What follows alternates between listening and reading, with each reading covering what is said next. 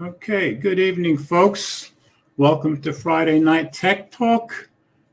I'm in here with Ted. Right now, it's just the two of us, but Ted informs me that Will may join us later, so maybe he'll take a break from his schoolwork for a minute. Anyway, thanks to everybody on YouTube and on both of my Facebooks for stopping by. Glad to have you in here. And let me mention everybody that's in here. Of course, the very first one was Nigel. He was here at 6:03 right after I posted it. Good man, Nigel. 6 was here 7 or 8 minutes later. And then who else? Mike West was next. Brian, I didn't even see you. Welcome, sir. And Robert. And now I figured out that you're in the UK. And welcome, Max. And who else was in here? Oh, and Mike from Team Vry is in here. And I know you're in the UK too. So we've got the UK guys going well. Thanks to you guys for staying up late for us. And Mike says it's cold, I guess, over in the UK. So... yeah, Robert is saying they're okay apart from the weather, and Mike is saying, yes, it's cold. Okay, glad I'm in Tennessee at the moment. It was funny because I was just outside a few minutes ago, and I'm thinking, okay, September weather is just starting to come, I can tell. Came quick. Okay, I also wanted to let you guys know that from now on, if you go to, and I started this last week, if you go to mobilegeezer.com, the notes for Friday Night Tech Talk will be the very first story in there. So you can just go in there and you can click on any of the links of all the stories that we're going to talk about tonight. So that'll be every week. I'll make sure I put that in from now on. All right. So we're ready for our first story, and hopefully Will join us if he has a chance. I just sent him the link about 5 minutes ago. So, all right. So our first story is going. Wait, before we start, are we noticing something different about our respective setups? I'm not. My setup hasn't changed for this. Do you want to see what I got? Should I pull it over here?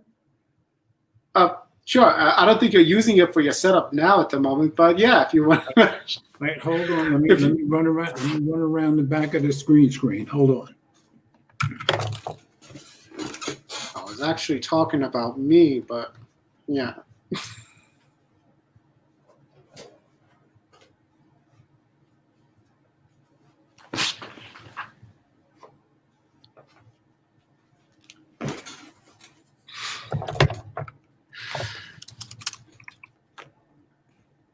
Funny thing is, I keep this desk so cluttered, I can't fit anything else on it.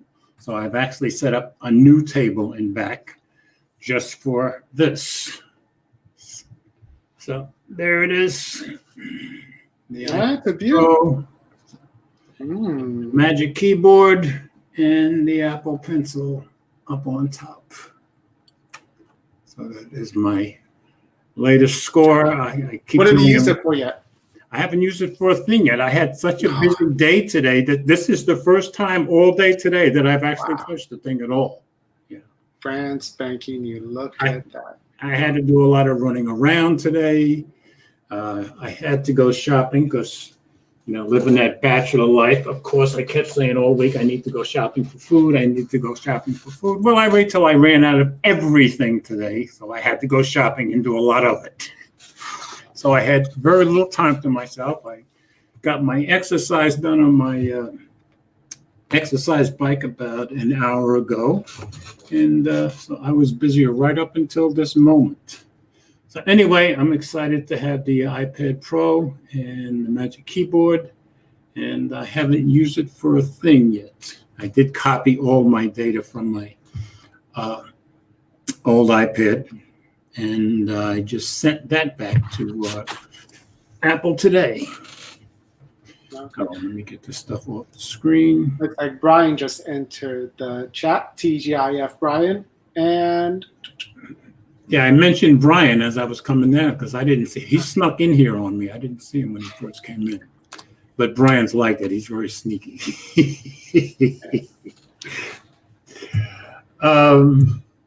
Okay, you got anything else before we start the stories? Well, yeah, this visual is coming from my Fujifilm camera. Thank you, Fuji. Oh, very good. Actually, I should really be thanking this thing right here.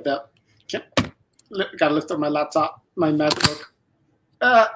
It's a capture card. Okay. Fujifilm's not gonna focus on it because it's not a face, but yeah, before COVID started, everyone was buying the Elgato Camlink, which is about $100. And then you couldn't find them at all because I tried to find them. Yeah. Gone. But recently, for the last 2 months, there's been these $15 capture cards that just flooded, eBay and Amazon. Oh, that's great. And this is it in action right now. It's working perfectly. So, George, $15. Hey, get to know the deals with Ted. Usually it's Will that tells us about the deals, but hey, you're taking his place very nicely. All right, so your setup sounds good tonight and looks good tonight. Everything seems to be going very well. Yeah, Mike is from Konica, and then I got this Godox softbox. Actually, it was like a 20-minute setup because I also had to plug in my MacBook to the Ethernet. Okay. What's his name? Jerome would be proud of me. Okay, and me, I always have the same setup. I do this on my desktop because I have two screens here. And I use my what do you call my blue mic, and same one that everybody else uses. And I just use my Logitech 920. It works very nicely for me. And of course, I change my background every week. Was that New York? Yeah. I've been using city ones lately, and I said, well, I haven't used this New York one, so I'm trying to figure out. I'm thinking that must be from the Brooklyn side because that doesn't look like it's from New Jersey. Where I was raised in Jersey, that's what I would look at would be Manhattan. So that looks like that's coming from the Brooklyn Heights side. Okay. All right. I guess you could say you're at a New York state of mind. Some folks like to get away. Don't get me started on Billy Joel. I spent half my working life was in Manhattan, so I've had enough of big cities to last me the rest of my life. Plus, the world is moving out of New York. I keep seeing stories about all the people that have left New York. And they're all moving to Texas and Florida, some of them to Tennessee, and a few to Connecticut. So I keep thinking of that old movie, Escape from New York. It's now become true. That's it. Just reading up on Team Vry. He emigrated from Philippines to the UK. Oh, okay. Cool. Coincidentally, my sister just came from the UK to New York for her studies, so everybody's moving around. Okay. Well, you and I are stationary. Yeah. Well, no, didn't you move from what's that state? I moved from here to Florida in January. I moved back to here in June. So yeah, you were moving around even. But if it's within the contiguous United States, I'll go at the drop of a hat. For me, a 12-hour drive, that's like a half an hour drive to most people. That's a very comfortable drive for me. Oh, okay. So, if you invite me over, don't be surprised if I just show up sometime because I think to you it'd be about a 12 and a half, 13-hour drive from here. Huh. And I'm the kind, and speaking of driving, my furlough is over as of next week. I go back to work next Wednesday. So I've had working inside or remotely? For Enterprise, driving for Enterprise like I always do. Oh.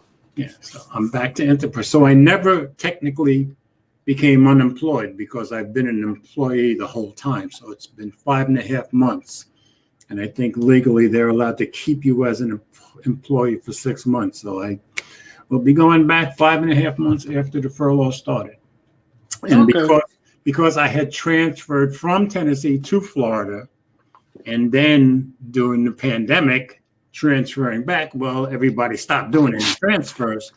But because of my situation, they made an exception for me. So she told me a couple of months ago, once all the drivers come back, and they've been bringing drivers, all the part-time drivers back, maybe 3 a week. She said, then I'll process your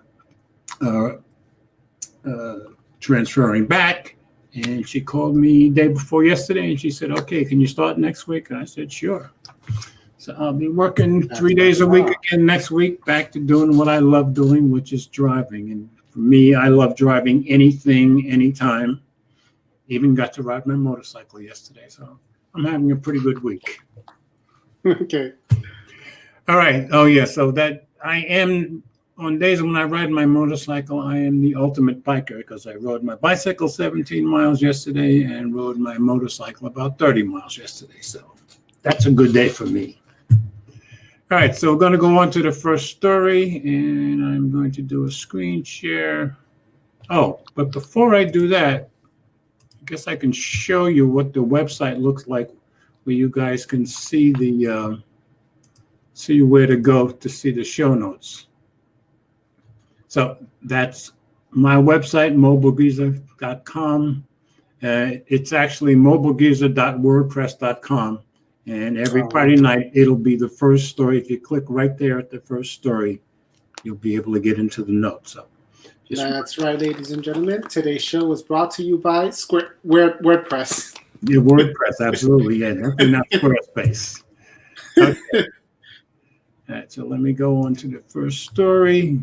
Share the screen, and this is the story that everybody's talking about. Now, I'm wondering, but I'll talk about it after we go over the story. So I'll take the first one, and this is on TechCrunch.com. India bans PUBG Mobile and over 100 other Chinese apps. India has banned more than 100 additional apps with linkage to China, including popular mobile game PUBG, citing cybersecurity concerns as geopolitical tensions escalate at the two neighboring nations' disputed border.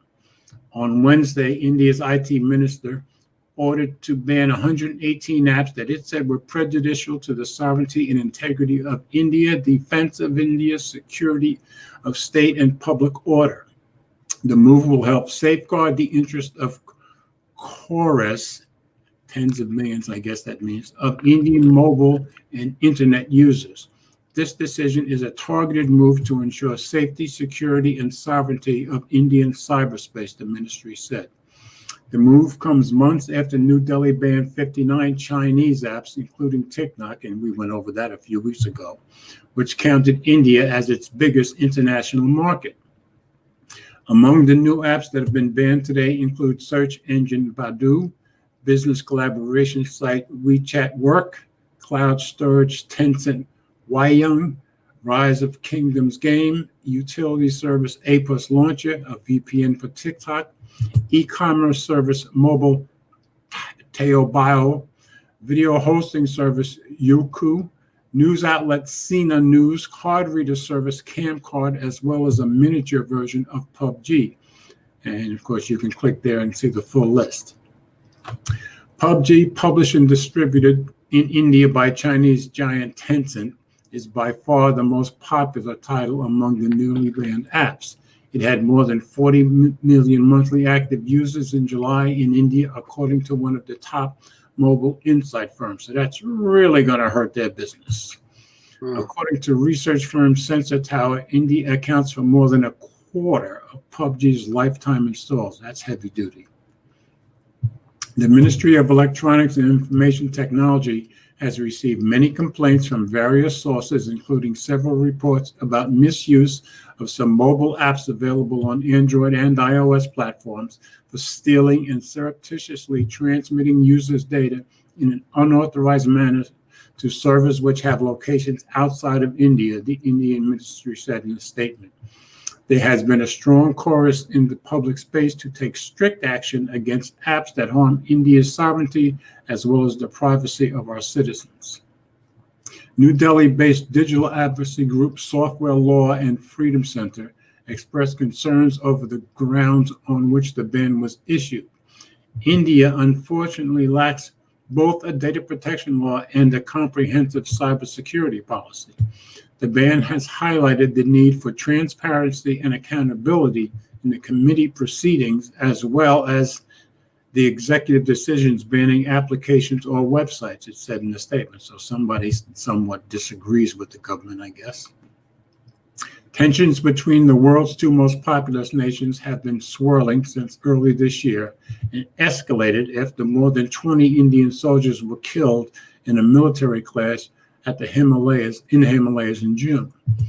Ever since, boycott China and variations of it has trended on Twitter in India as a growing number of people post videos demonstrating destruction of Chinese-made smartphones, TVs, and other products. That's heavy duty. In April, India also made a change to its foreign investment policy that requires Chinese investors who have plowed billions of dollars into Indian startups in recent years to take approval from New Delhi before they could write new checks to Indian firms. The move has significantly reduced China's investors' presence in Indian startups deal flows in the months since. Last month, Alibaba Group reportedly halted any new investments in Indian firms for at least 6 months. On Monday, India's defense ministry said Indian soldiers had stopped an attempt to claim more ground by Chinese troops late last week in violation of the two nations' existing agreements. So it seems to me it's only a matter of time before there's going to be a war between those two. Nah, maybe a cold one. Well, they've already killed 20 soldiers at the border. That was just a slap contest over a cliff. Worst place to have one. So now, you know what I'm wondering? Now, right after India banned TikTok, that's when the president decided that we were going to ban TikTok. So I wonder what's going to happen here with PUBG now that India has banned it. You know. Yeah. But I'm not interested in how this is going to affect Apple really in the long run. Like, I think they're the ones that's going to be crossed between the two. Well, yeah, and it's going to hurt them too. And, you know, the Apple story is people are ganging up on them. Amazon's jumping in, and, you know, and Spotify, and, you know, and I'm sure this is what Epic Games wanted when they started all of this. But what did, like, I think Foxconn already moved their factories over that make the iPhones over to India. Is that right? Yes, and they had started that move, I'm going to say 3 or 4 months ago. There was already stories that was happening. But yeah, I gather they've got full production in India now, along with other places outside of China. I think they also have some in Taiwan, and they have some in Mexico and some in America, I believe. So I want to see about this. This link isn't opening. Where I'm trying to read the full list of apps that got banned. I'm trying to see if WeChat also got banned as well. Yeah, everybody's been expecting WeChat to get banned, but so far I haven't seen the stories of what has. Robert had a comment on my traveling. He said, "Just arrived in your private helicopter." Would that I could. Do you know, it's interesting. I love flying, even though I love driving more. But I've never been in a helicopter, and I've always said I'm going to take a hike. Now, I've done skydiving. And yeah, of course you've been in a helicopter. Remember? ZTE 2016. You're right. I forgot that. I've been in a helicopter twice with ZTE, 2 years in a row. I forgot all about that. Thank you for reminding me. This is why the old man needs the young man. Okay, I'll change it. I've never been in a helicopter in daytime. How's that? Okay. And I remember when we took that flight over Vegas, I kept wanting to take the flight down to the Grand Canyon, but of course I've never gotten around to that. But the Grand Canyon is when I made my bucket list 20 years ago. The only thing on that bucket list that I haven't done yet is the Grand Canyon, because the first thing on that bucket list was skydiving. Well, I've done that twice. I've done hang gliding once. That's kind of boring, really. Okay. I like things that are a little bit edgy. That's why I ride a motorcycle, because riding a motorcycle is always a little bit on the edgy side. But I have never done anything that gave me the kick that stepping out of a plane gave me. That is something. That is something to experience. But I have to say, the 2 times I went skydiving, it was tandem, with the teacher on my back. With the guy behind your back? Right. The 3rd time I went, I took the all-day course to do it by myself, and then I chickened out. And I chickened out. Because you asked for the teacher to come with you last minute, or what? No, I just didn't go. But I took a 6-hour course, same place I took the first 2. And the last thing they show you in the course is the 10 different ways your parachute can fail. And in the film, they show you how your main parachute can fail and both your backups can fail. And I said, I don't think I can do this. That was it for me. What do you do in those circumstances where both backups fail? You die. Yeah. There's nothing in between. You're just going straight down and you hit the ground. You salute the earth. And Eleanor is reminding me that I did fly a plane. That was also on the bucket list. She gave that to me for my birthday, I want to say 6 years ago or 7 years ago. But yes, I flew a plane. And you know what happened? When I left the house to go, it was only the next town over from here too. I went to the airfield and I got on a plane, and Eleanor said, okay, I'm going to watch for you to fly over the house. Well, I got the guy to let me fly over the house. I made sure I tilted the wings when I went over, and she wasn't looking.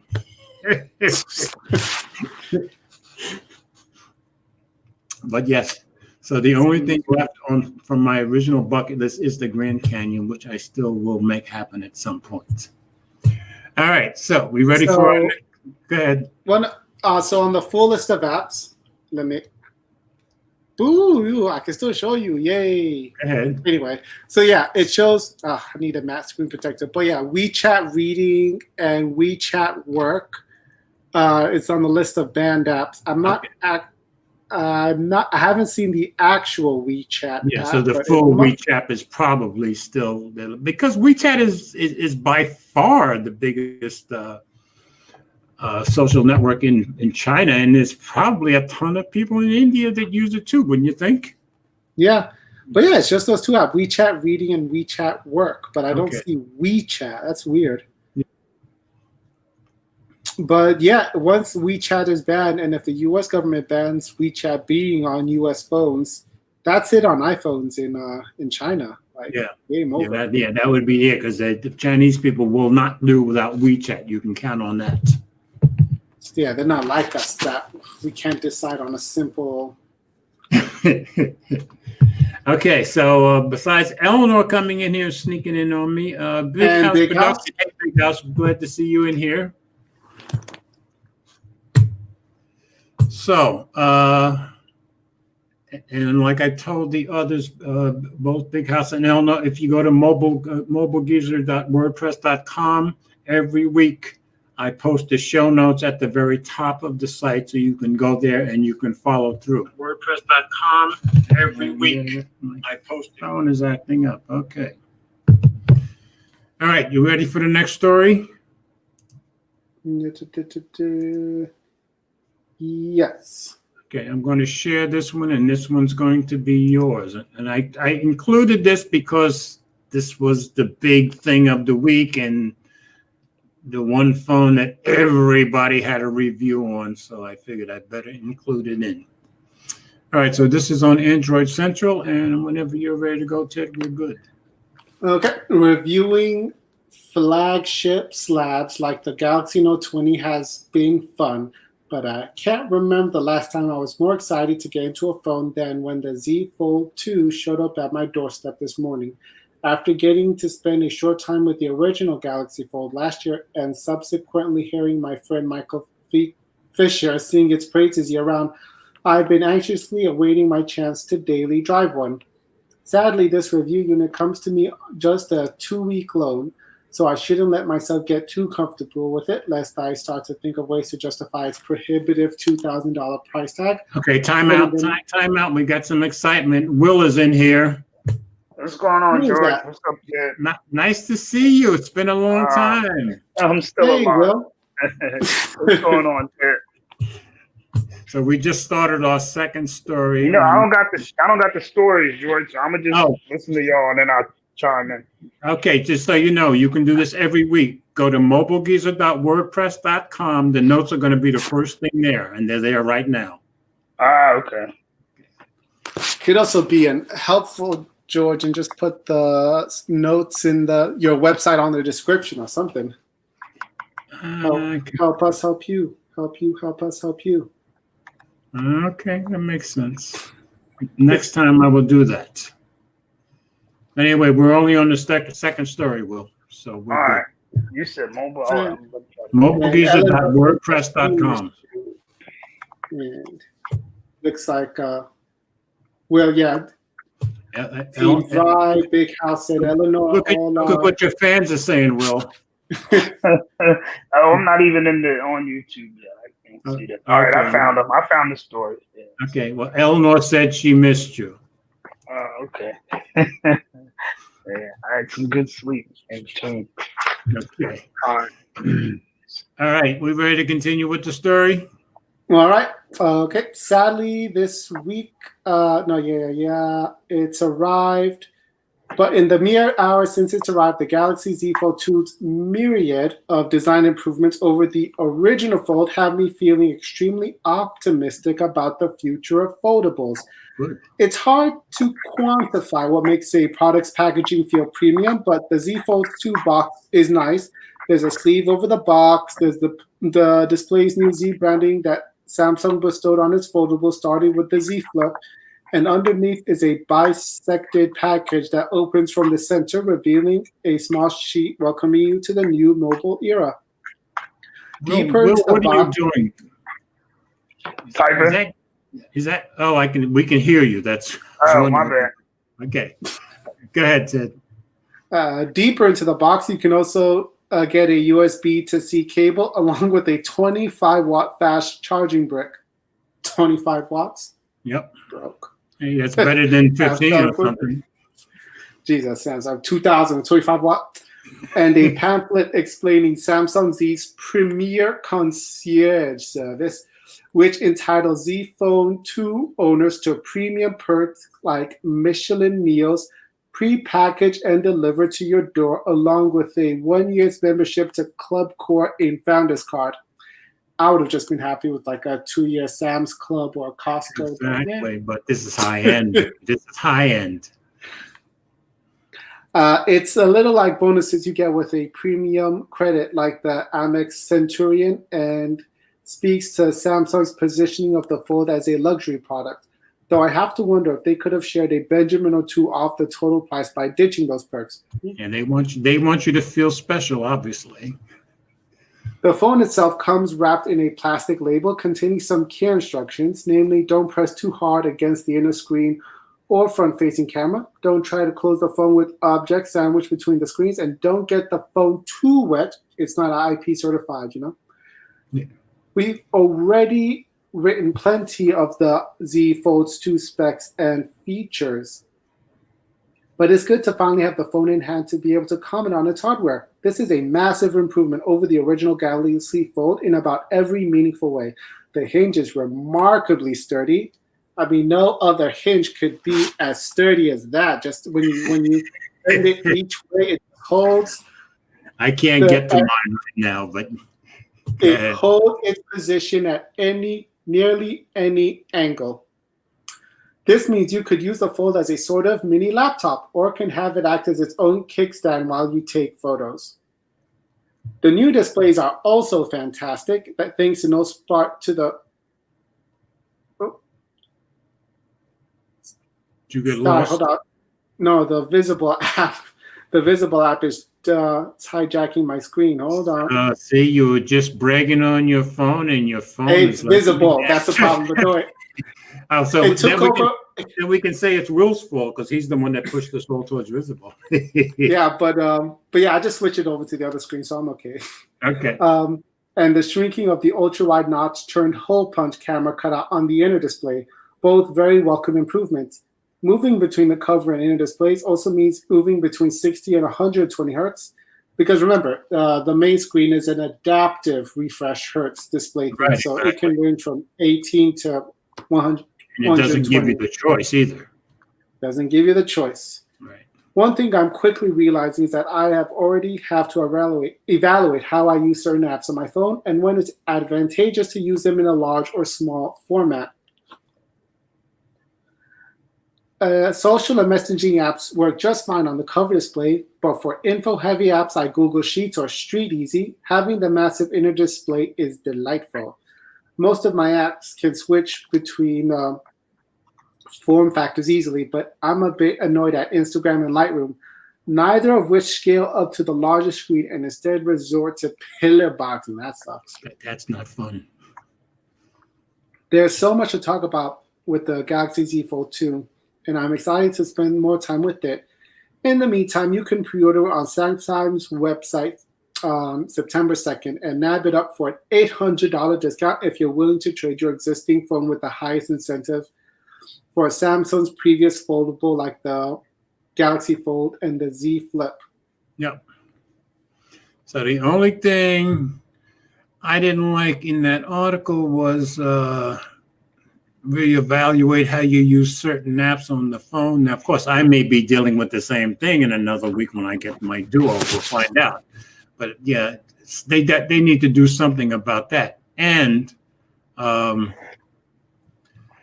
he made another comment in here about the instructions. Don't press too hard against the inner screen or front face of the camera. Don't try to close the phone with objects in. Well, that's obvious. And don't get the phone too wet. And I remember Jay Wills specifically said the original Fold was cool, but he didn't want to have to open up a phone and get all these instructions of everything he shouldn't do. And I agree with that. You know. Hey, it's manufactured using revolutionary, what is it? UTG, ultra thin glass. Of course, people need. But don't you think it seems, I don't know if maybe it's just me, but it does seem kind of objectionable when as soon as you open the phone they start telling you don't do this and don't do that. What do you think, Will? Nah, because think about it. If you mess up the phone and break it without, George, look at the last Fold. Everybody was removing the screen thing, breaking the phone. There's dumb people out there. You gotta tell people the coffee's hot. So. Oh, here's Jay Will speaking. I was just speaking about you, Jay, where we were just reading the Z Fold 2 story, and he was saying that things you shouldn't do when you first open it up. It tells you don't do this and don't do that. And I remember that's one of the things that bugged you about the original Fold. And I agree with you 100% on that. And he's getting a Duo also. And Night Tech is getting one too. So all three. So Ted, you got to get one because it seems like all the Vegas guys are getting the Duo. I'm getting the Fold 2, right? Someone's got to get the Fold 2. Okay, you can do that. You can do that. All right. Speaking of, actually, Samsung's going to help me out. I went on the website, and apparently, if I, buy it, they will guarantee a buyback after 2 years for $1,000, provided the phone is okay. So okay, all right. So I won't be the only one in here with a unique phone. So, Will, what fancy phone are you going to buy? I'm good. Yeah, well, what you going to do? I was looking at the phone, but I can't do it. I can't get Samsung $2,000. Well, I did look at the Z Flip, but in the end, it ended up okay. Do I want the Z Flip or do I want the Duo? Well, I wanted the Duo. So. And the one you're getting, George, I like it, but I couldn't do that all day. You can't see nothing on the outside of the screen. You're gonna be opening the phone all day. I can't do that. Well, and see, for me, It's about, I'm suspecting it's going to make me literally more productive than I'm used to being, but I have to wait and see. But I'll never find that unless I got it. So You got to get the Pixel Buds so that it could tell you the who's calling and all that. Otherwise, you're gonna be annoyed. well, before I got the Galaxy Plus buds, I looked at the Pixel Buds. I looked at what MK BHD said about them. I looked at what Flossie said about them, and I finally said I'm going to go with the Samsung Buds Plus. That's why I got them over the Pixel Buds. Yeah, no, I don't blame you. The Pixel Buds aren't comfortable. I was just playing, but you gotta maybe pair the watch with the phone, because Right. otherwise you're gonna have to keep it open all the time. Yeah, and I will pair the watch with it. Calling and that'll be annoying. That's why I like the Duo, the design and all that, but Yeah. I can't do the opening and all the time. Well, speaking of watch, today I'm Easy, wearing what up? today I'm wearing the Galaxy Watch again. But yesterday, for the first time in about 2 weeks, I wore the Apple Watch all day. Easy, welcome in, sir. Well, we got Jay Williams and Easy in here. That's a first. I like that. You guys are giving us credibility. Y'all blowing up. So let's see. But yeah, I think I'm gonna get it on November. Hopefully there'll be some sort of promotion. I'm not really happy with the fact that it doesn't have an SD card slot, and they're gonna give less storage than the Fold, and they're not gonna give earbuds. Like, would you say it doesn't have? SD no, card it doesn't. slot. Yeah, it doesn't have the expansion slot, and it has less storage than the first Fold. Okay, that makes sense. And they don't give you the free, Galaxy Buds like they did last year. They're all cutting back on that. When Apple starts doing something like that, they're all going to start doing it. All right. George, Jay Will said, which memory did you get with the Duo? I got the 256. No, the 128. I got the 128. Oh yeah, there. I see his comment there. And the reason I got the 128, because I know me. I never hold a phone more than 3 months before I have to switch it out. I mean, I have 3 phone lines. Well, in the last 2 months, I have pushed phones forward twice. And another week when the Duo comes, I'll be doing it again. So to me, it doesn't make sense for me to get higher storage when I know I'm not going to, probably won't be using the phone more than on a daily basis more than 3 months. So that's why I tend to go for the lower storage. But I don't know. I think the Duo might be like one of those like niche cases where if you are like one of those enterprise users, it'll fulfill your needs great. Did you get the link? Did you get the link I shared you on Twitter, by the way, George? Yes, I did. For for developers that develop for the Duo. And also, somebody, I can't remember the guy. It's the first time I've ever seen his channel, but he made a video yesterday about the Duo being the new BlackBerry, and he made a pretty good case for it. Tech Odyssey, yeah, he loves BlackBerry. Yep.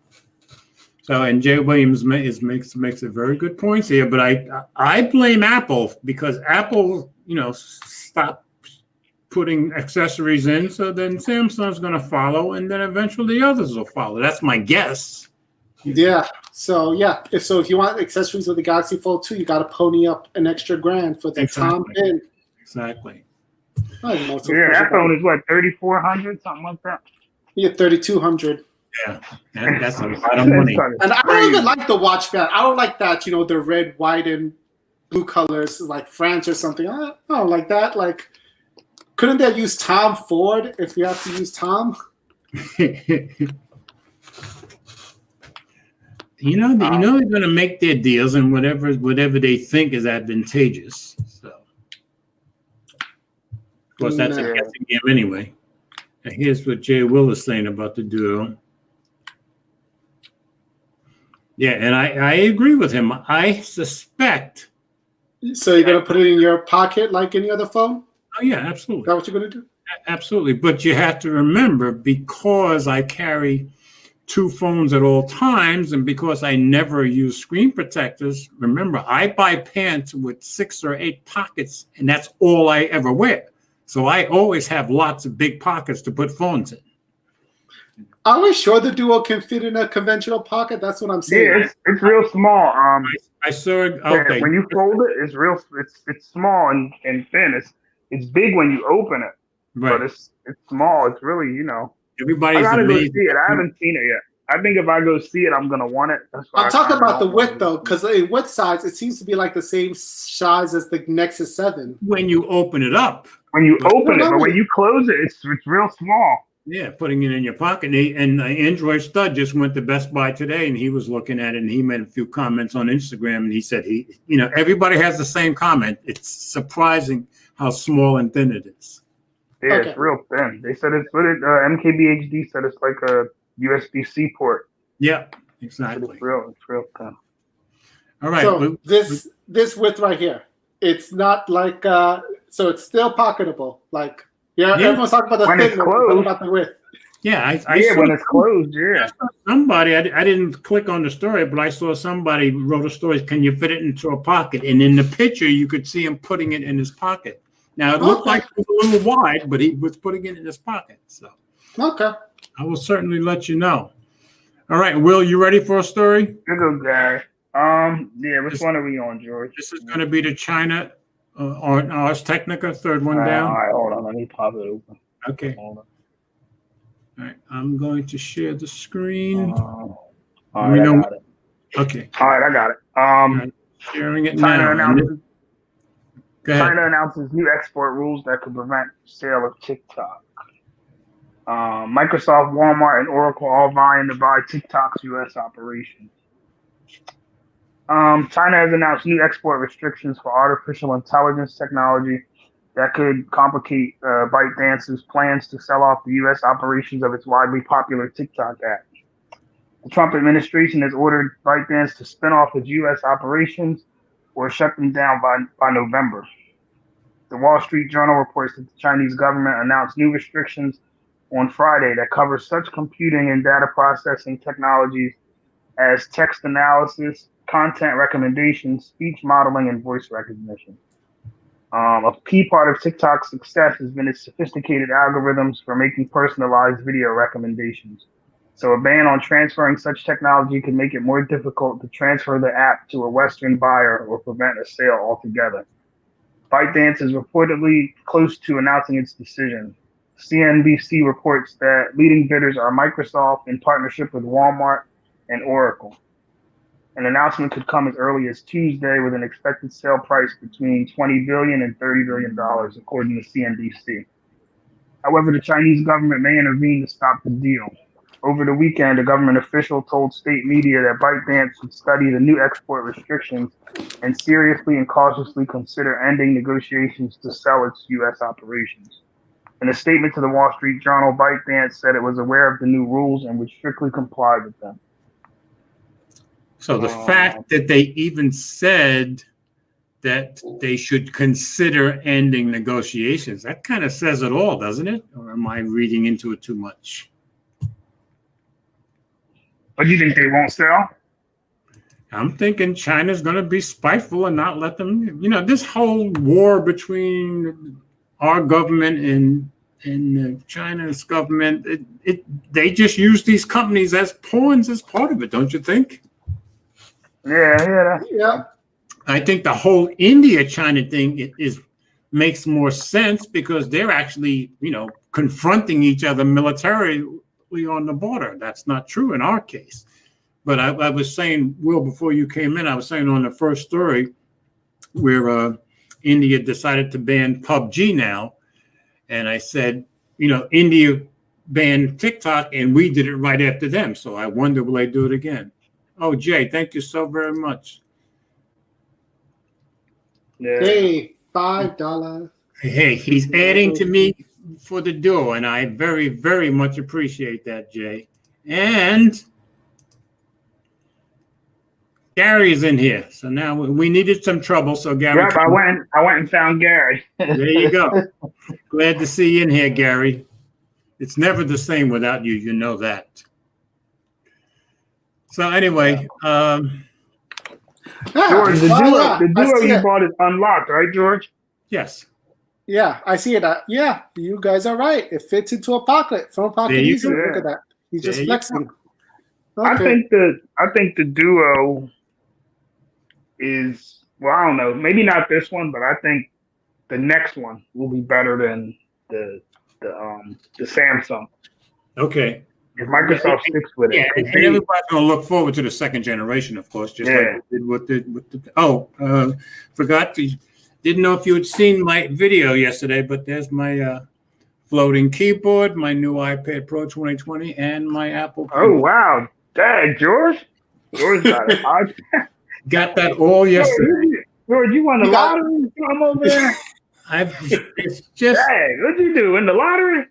it's just since I've been back, I've been very kind of George, blessed. I've been very been real kind of good to blessed yourself. financially, and George's been balling out of control. You know bought that an he's iPad shopping with Pro, 3.9 duo. trust me, with Yeah. the Magic Keyboard. You know that Magic Keyboard was the same Yeah. price as your iPad, right, George? That you just traded in. yeah, that's true. That's true. You're Hey, That's what's up, I was George. just happy they gave me $130 for that iPad. I was surprised they gave me that much. So I just sent that back today, and I haven't even had a chance to even touch it yet since I made the video.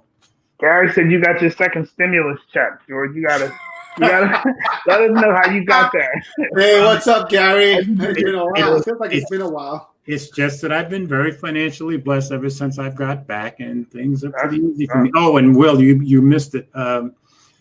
As of my furlough is over next week, I go back. Yeah, I saw that. I was listening. You going back to work next week, right? Yeah. So I'm happy about that. So I'll be back to working 3 days a week and back to driving like I love doing. So. That's what's up. Okay, so next story. Let me get that one. Oh, yeah. And let me read it off my iPhone 11. Okay, well, that only makes sense now, doesn't it? Yep. Let me share the screen. And of course, this did kind of surprise me because I thought the SE would be the big seller, but okay. All right, whenever you're ready. iPhone 11 was the best-selling phone in the world so far in 2020, and none other phone came even close. Man. Let's see. Apple's iPhone 11 was the world's best-selling smartphone in the first half of 2020, with no other 2020. Yeah. No other model coming close to its numbers. The information came from analytical firm Omdia, which recently published a list of the top 10 best-selling phones globally in first quarter of 2020. The iPhone 11 is priced more affordably than its iPhone 11 Pro series, but it uses the same powerful Apple A13 Bionic chip on the inside and features the same main ultra-wide cameras as the Pro series. Sales of the 11 model reached a whopping 37.7 million in the first half of the year, basically repeating the success of the iPhone XR from last year, but on a larger scale. In the same period last year,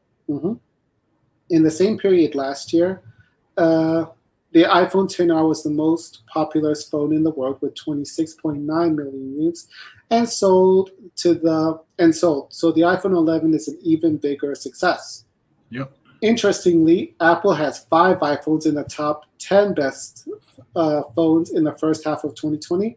The $400 iPhone SE, despite being released in late April, managed to sell 8.5 million units by the end of June. That's actually pretty impressive. I think so. And ranked at number 5. Last year's XR still sold extremely well at 8 million units. Another curious insight is that the larger iPhone 11 Pro Max is enjoying better success than the smaller iPhone 11 Pro. Apple sold 7.7 million units of the iPhone 11 Pro Max and 6.7 million of the smaller iPhone 11 Pro. Apart from the fruit company, the rest of the phones in the top 10 list were all super affordable phones priced well below the $300 mark. That is The interesting. runner-up is the Samsung Galaxy A51, raked in 11 million unit sales in the first half of the year, not even a third of the iPhone 11 sales figures.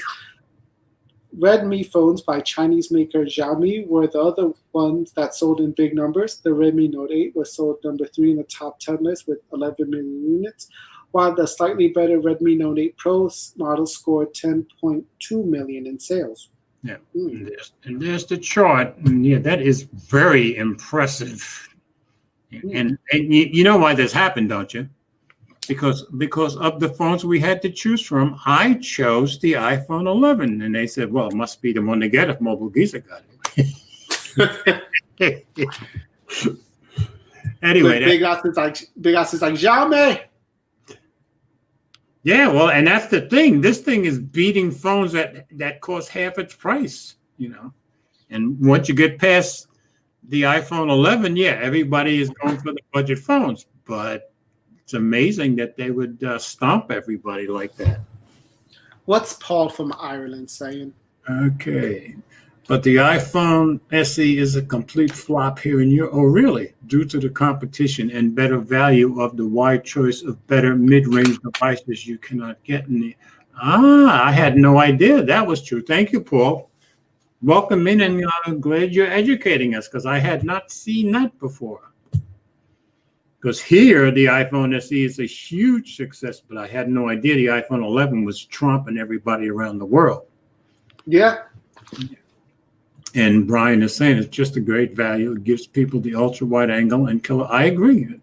Yeah. That's the one I chose. Now I'm debating which one of the two in the middle iPhones am I going to get, you know, when they come out. I'm not sure yet.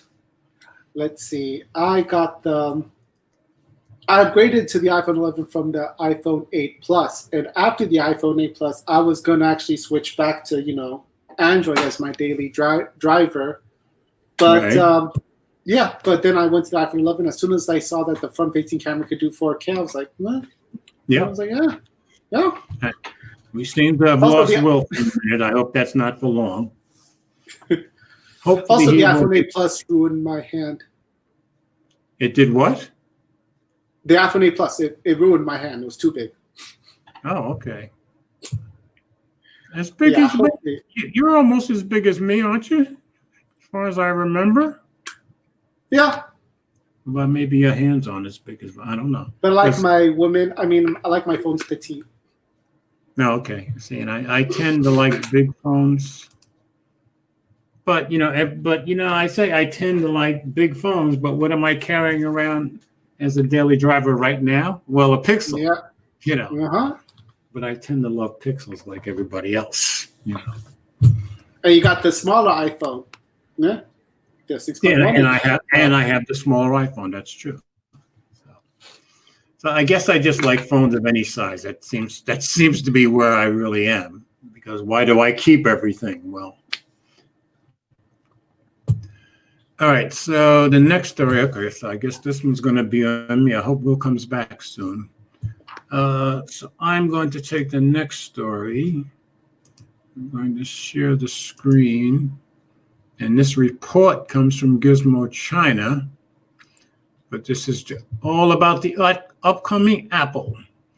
Apple to launch iPhone 12, iPad Air, watch, headphones, and smaller HomePod in the coming weeks. Apple is expected to unveil the next generation iPhones in the coming weeks like every year. Ahead of it, new details about the company's 2020 product lineup have emerged. This report comes from Bloomberg, and it not only mentions iPhones, but an iPad, Apple Watches, headphones, smaller HomePod, as well as next year's products like refreshed Apple TV and AirTags. The report reveals that the Cupertino-based firm expects to ship a maximum of 80 million units of iPhones by the end of this year, just like 2019. I'll bet you they'll pass it. Hence, it has begun to mass manufacture at least 75 million new iPhone 12 series smartphones. Smart move, in my opinion. Apart from new iPhones, Apple will also launch the next-gen iPad Air featuring minimum bezels like similar to iPad Pro. Further, the company will also introduce two Apple Watches. The higher model will replace last year's Series 5, and the budget model will take the place of the Series 3. I'm thinking I may go for that budget model. and Eleanor, I guess, will end up getting a 3. That's not it. The American tech giant is also reported to launch a pair of self-branded headphones instead of Beats. That surprised me. Additionally, it will also be debuting a smaller HomePod cheaper than the original model's current price, $299. Talking about the iPhone 12, there will be a total of 4 models varying in sizes. One at 5.4 inch, 2 at 6.1 inch, and a 6.7 inch. All of them will feature OLED panels and support for 5G connectivity. Also, at least one of the Pro models, the latter 2 sizes, will come equipped with LiDAR sensor as found on the newer iPad Pro models. So I have the LiDAR on here. That's right? Ted? Yeah, you do. Okay. Yes, you do. And Are you going to use now I just have to find a way to use it. Okay. The new report also reiterates previous reports regarding a delay in shipments. The latest one once again states that cheaper iPhone 12 models will ship first, followed by Pro in later weeks. However, iOS 14 will be released in September for existing supported iPhones, just like every year. Last but not least, the report also states Apple to be working on an Apple TV box with a faster processor and upgraded remote control. However, it will only be launching in 2021. Similarly, the company will be also releasing AirTags, a tracker for physical items, which will be available with a leather carrying case. I'll bet you that's going to cost. What was I going to say? So I'm thinking that second Pro model with the LiDAR, the cheaper of the two, that I'm thinking that's where I'm probably going to go for it, depending on how much it costs, of course. And what are you talking about? Huh? Are you talking about that? What you mean, the new iPad Air? No, I'm talking about the phones. Oh, yeah. Okay. You know, of the 4 phones, I'm thinking second from the top may be the one I go for. Okay. Are you thinking of getting one? Nah, if I get the full 2, that'll tap me out for phones for the next year. Yes, and because of the iPad Pro and then the Duo, so now I can't afford to get the OnePlus 8T and the iPhone and the Pixel 5. So I'm just going to go for the iPhone, and that'll be it. What's his name? Jay Will put a comment above Paul in Ireland at 7:53. Oh, okay. Let me go back. Starts with remember last year. Do you remember? Remember last year, lots of people said they would never spend $2,000. That's true. Now this year it's on carriers. Do you think that's why people are praising and buying fine? Yeah, that you got a very good point there. Well, that could very well be because once you give people monthly shots at it, then it's probably going to sell a whole lot better. It was on. Wasn't it on Verizon though? The first fold. I don't remember. I remember T-Mobile actively said they wouldn't carry it. Okay. But they carried the Z Flip. Okay. What's Brian saying? I think carriers make it easy to get the Fold 2 with financing, but the pandemic is straining people financially, so it's hard to. Well, yeah, and see, I think now it depends on where you are, because I'm going back to work next week, and what I've been noticing here in Tennessee, at least in the Chattanooga area, things are starting to look very normal around here. Like yesterday morning when Eleanor was driving to work, she did a live stream of her drive to work. Well, she passed like 8 school buses in a row. I hadn't seen that in a while. And then when I was out riding around, I passed like 5 school buses. And every time I come down I-75, I'm seeing trailer trucks all over the place. So here in Tennessee, I think things are getting kind of normal. But I think it depends on where you are.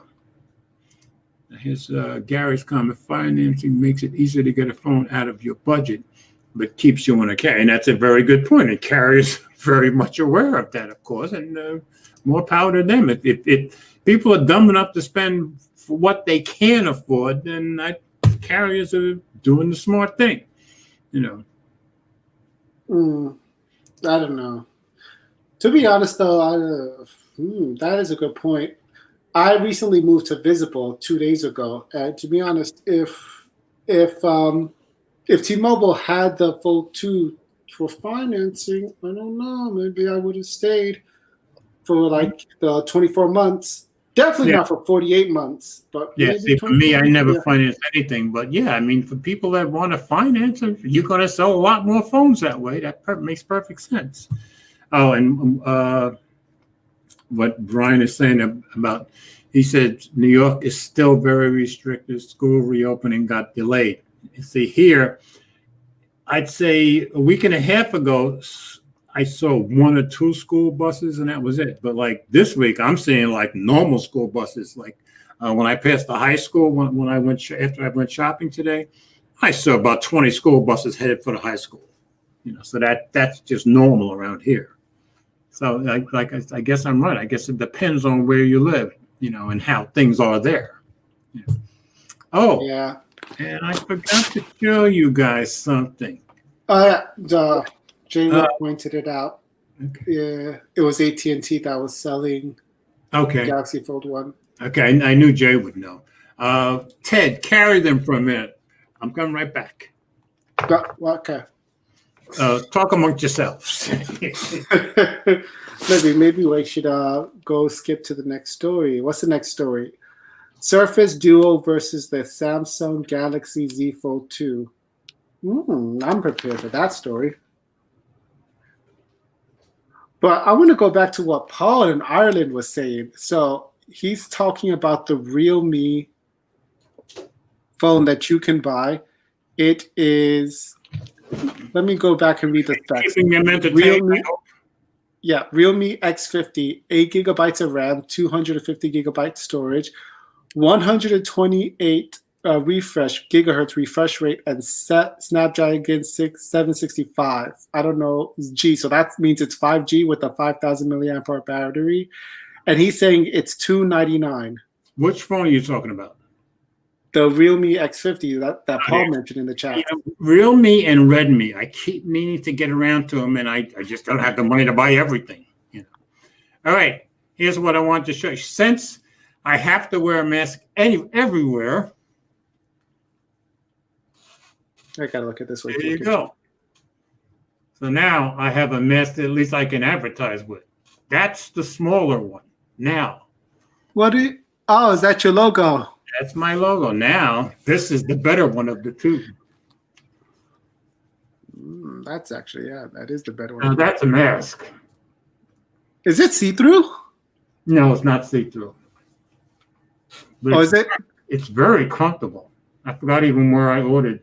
This one I ordered from Vistaprint.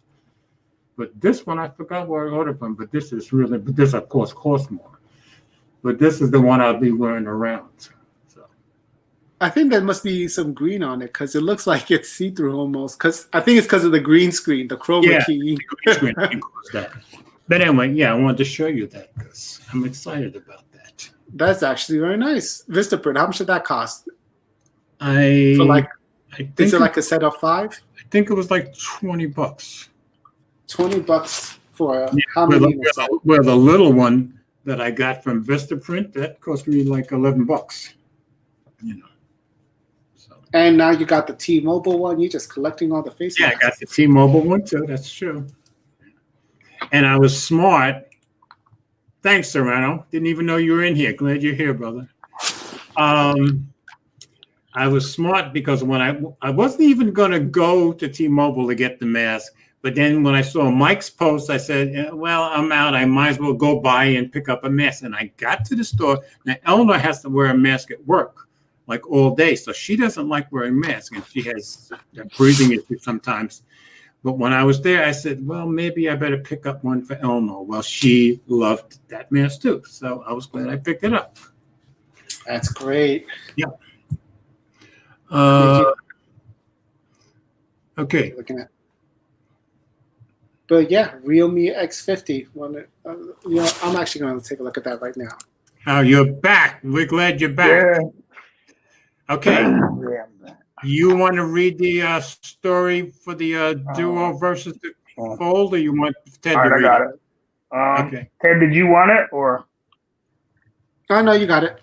I'm just looking at this X50. Right. I'm going to share the screen, and this is on PCMag.com. And Will, whenever you're ready.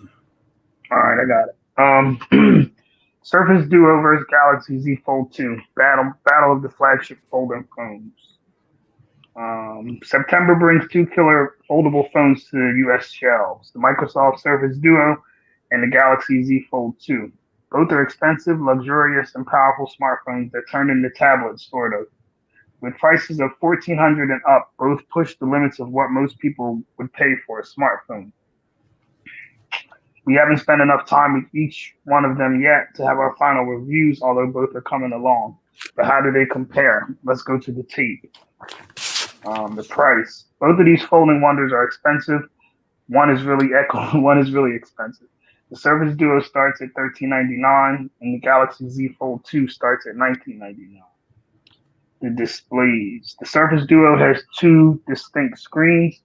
The Galaxy Z Fold 2 has a 6.2-inch, 2,260 by 816 exterior screen and a big 7.6-inch, 2,208 by 1,768 internal screen. The Surface Duo has no exterior screen. Inside, there are two 5.6-inch, 1,800 by 1,350 screens. They can be used together, albeit with a big hinge in between them, as an 8.1-inch, 2,700 by 1,800 screen. Folding. The Z Fold 2 opens flat, and you can also open it like a book or an L-shaped mode, and the hinge stays put however you do it.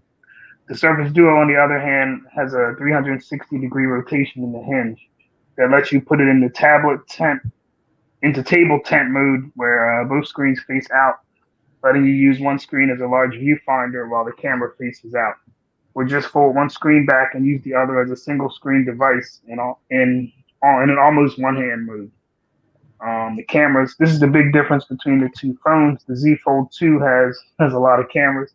On the back, there are three 12-megapixel cameras, an ultra-wide, a regular, and a zoom. On the front cover, there's a 10-megapixel camera, and on the inside, there's a 10-megapixel camera. That means the camera is facing you pretty much however you're using the phone. That's good. The Surface Duo only has a single 11-megapixel f.2 aperture camera. It has 4K video recording at 60 frames per second and a 7x digital zoom. Microsoft encourages folding the phone into various postures to use the camera as front or rear facing. Surface Duo is optimized for using two applications at a time. The Z Fold uses Qualcomm's latest Snapdragon 865 Plus processor with 12 gigs of RAM and 256 gigs of storage.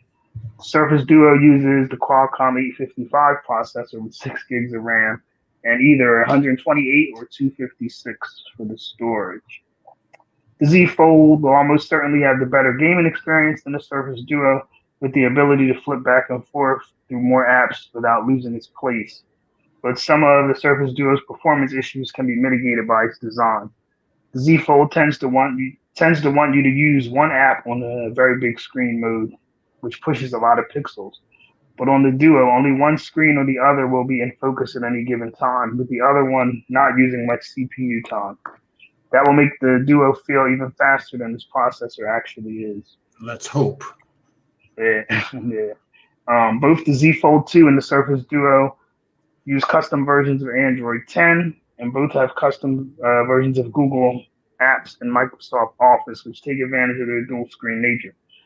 The Z Fold 2 has some apps that also have special abilities when it's in the L-shaped flex mode, like showing an extended camera viewfinder. The Duo has some hooks where when you click on a link on one screen, it opens on the other screen. Yeah, Which one is more effective and useful will have to be seen with time. Yep. Networking. The Z Fold 2 has all the latest network technologies. There's Bluetooth 5.0, Wi-Fi 6, and of course 5G in both sub-6 and millimeter wave. The Surface Duo is a year behind. It has Bluetooth 5.0, Wi-Fi 6, but no 5G. That might not make much of a difference, though, especially if you're on AT&T, where 5G isn't much faster than its 4G for now. And the conclusions, the Z Fold 2 is the much higher spec folding phone than Microsoft's Surface Duo at a much higher price. For an additional $600, yes, that's a lot. You get an exterior screen, a better processor, much better cameras, and no bezel inside. Z Fold 2 will be a much better phone for applications that try to span 2 screens or use a big screen mode. The Duo saving grace may be Microsoft's specialized multitasking software. In our discussions with Microsoft, the company has stayed very focused on doing something on one screen and a different thing on the other screen. While Samsung says multitasking is a strength of the Z Fold 2, my experience with the first Fold was that I generally used one app at a time in big screen mode. Android's multi-window user experience isn't very intuitive. This puts a lot of pressure on Microsoft to make the software experience extraordinary. In our initial demo of the Surface Duo, we saw app groups and a lot of pen usage being the center of a productivity-focused lifestyle.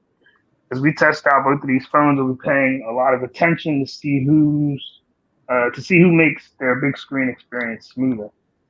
Wow, they didn't say nothing about the battery. Yeah. I think that's gonna be the thing on probably both of them. Yeah, I'm thinking this may be the first phone that I don't actually center around the camera. But of course, I'm kind of thinking that, like with the LG GX8, just like he's holding in his hand, I tend to put the 2 screens in, but I tend to, like he said in the article, I tend to end up using one screen. I'm hoping the Duo will naturally change me from that. Oh, and I forgot to show you guys one thing. You check this out, Jay. I picked it. This came today. Was that the Surface Pen? Surface Pen, yes. Because I did a lot of reading up, and it looked to me like the Apple Pencil wasn't going to work with the Duo. So I said, I better get the pen. So I picked up the pen. So I'm putting a lot in, hoping I'll get a lot out. So we'll find out, I guess, at some point. But yeah, this battle is kind of pointless, seeing as nobody can turn on the Duo yet. In front of, yeah, I thought it was an interesting story. Jay saying my what did you say, Ted? Reading specs, no real usage, as both phones are not out. Pointless to me just to read specs and review phones. And Jay is very consistent about that. He has always said that. You know, he said if you don't have, I mean, do you think it was I think they were just previewing the phones though. It wasn't like a review. Yeah, I agree. That was more like of a preview. Yeah, that was more of a preview. There was one thing I was now. I'm looking forward to Jay Williams because of the people that I know. I'm going to guess he's probably going to be the only one that ends up having both. Is my guess. You know, there was one thing I was concerned about, where he was saying on the Galaxy Fold 2, people tend to use the inside screen for just one app, and they don't actually multitask. Exactly. Okay. Well, no, because you know why though? Because like you said, the multitasking on Android, like the way it works on the thing, it's not that great. You know what I mean? Yeah. Like that's why I think Microsoft. Like Microsoft made their own right. thing. Like the way theirs works, if somebody texts you and you open the link to the map, it opens the map on the other screen and your text is still open. Like they made it. To me, they did multitasking better. Yeah, I agree. And use both screens, but one of them, like they said, one of them would be the focus. Like it'll jump to the map, but you'll still have your text open. Right. And Ted, you know I have the GS8 and I like the GX8, but I do sometimes have problems trying to get stuff from one screen to another, where I think with the Duo, it'll do it automatically. And like Will was saying, Google worked with Microsoft for some special software. Well, they did the same thing with Samsung. So I think that's the big advantage both those phones have. You know? Yeah. Well, with the LG GX, like what I just do is like if I want 2 things open, I just open the other one and it comes on the main screen, but then I just swipe it over to the next screen and then I have the 2 things right there. Sometimes I have trouble swiping it over to the next screen, but maybe I'm just klutzy, you know. I think Microsoft, I don't know. I thought that was my main focus with the Fold 2. Like, you know, like I'd have the best of both worlds, being able to do 2 separate apps or just, you know, have one app and there's no like giant hinge in the middle. Yeah, you know where the GX8 helps. You know where the GX8 helped me. I have a passer that I follow 6 nights a week. Uh-huh. And I use the GX8 because I can watch him preaching on one screen and follow him in the Bible on the other screen. And that comes out perfect. But you see what Jay Will is saying here. He had the first fold, and he doesn't think the cameras are going to be so great. Yeah, but I don't know. I think the cameras will most likely be better than the fold. I mean, than the Duo, though. The cameras are going to be epic. You can use. Yeah, I'm guessing they will be better than the Duo, but you have different points of emphasis there.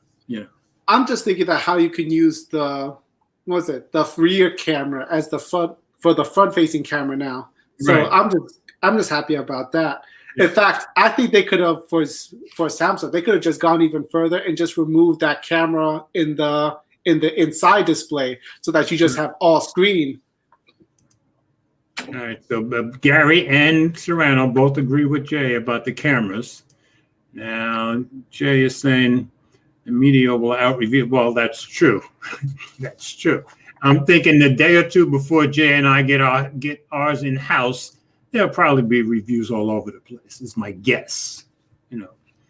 But I still want to see how I react to it, because I have a suspicion I'm going to react to this Duo differently than I've ever reacted with a phone. At least I'm hoping that's how it works out. Serrano said they were testing the mechanism, but no real world use. Yeah, that's true. Now Jay is saying he likes to use a phone for at least a month to give his final thoughts. Oh, now Jay said he's going to get a pen too. Okay, cool. Yeah, because I did some research, and it sounded to me like maybe I better get the pen. So I just went ahead and got it. You guys thought it was funny how the same thing Samsung was promoting for, I think Microsoft Excel was the same thing that the Surface team promoted on their Surface Duo? Mm-hmm.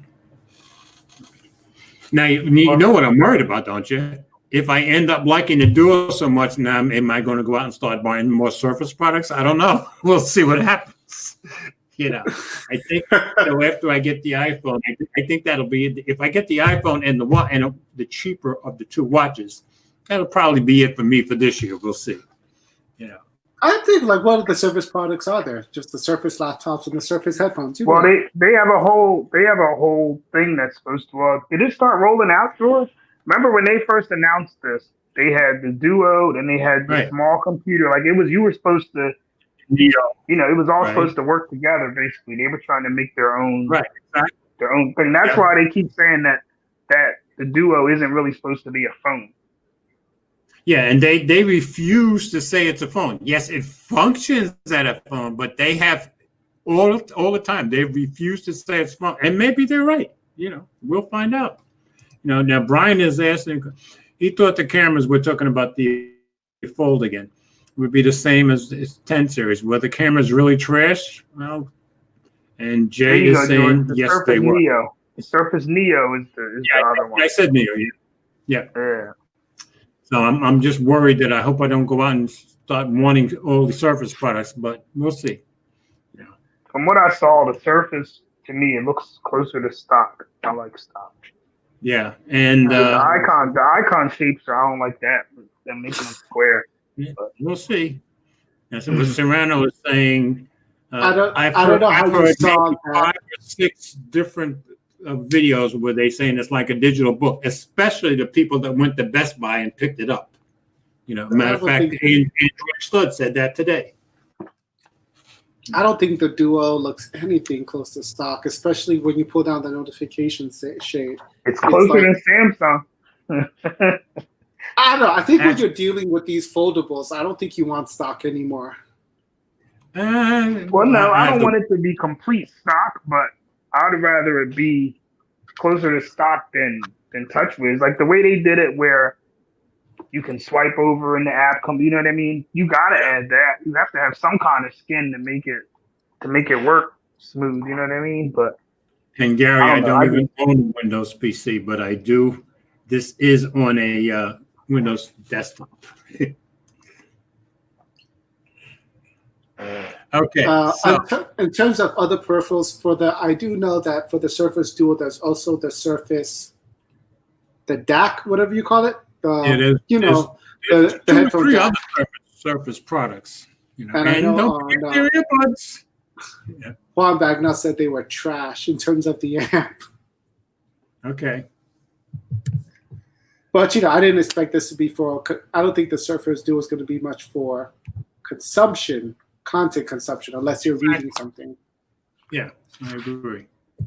But we'll see. I think the Surface Duo is like I was telling George. Actually, you know what I want? From one of the guys said the best way, and the pictures weren't terrible. So as long as they're not terrible, I'm good. Actually, what I want. Jay says we're getting in. I couldn't be much more hype myself. So. Yeah, you got less than a week, right, George? Supposedly, yeah. It says it's going to come on the 10th. Well, that's 6 days from now. If you pair it with a watch, that phone it'll be nice. Yeah, to me, pair it with a watch to get your notifications. Yeah, exactly. So you don't got to open it all the time. Well, you don't even need a watch for that. You could just have like a special notification chime. Keep it retro, You don't need a watch for that. Yeah, but if you have a special notification chime, you would have to keep opening it because there's no screen. There's no screen on the outside, so you can't see who's calling you, I agree. No, you still about it. Like you'd have your own. If somebody calls you, then you just have a specific song for that person. Old school. If anybody calls you and it's the guy telling you to extend your car warranty, you know what I mean? You won't. It's just going to give you a generic ring. You're going to keep opening the phone. Then you don't answer on the generic. Freaking car warranties. Like, let it go, folks. Speaking of, T-Mobile scam. George, Jay Wilson, did you get your tracking yet? No. Did you get yours already? He got his already. Okay, so I didn't get my tracking yet. I'm waiting for it to show up. I check on it every single day. Yeah. T-Mobile Scam Shield was supposed to stop those auto warranty car people. Yeah, that's what I was over at Elno's house the other day, and I got a couple of scam calls, and Elno said, "Isn't T-Mobile supposed to stop that?" And that's true. If anything, it's gotten worse. No, mine hasn't gotten worse, but the car warranty people, they will drive you crazy every day. Practically, they come through.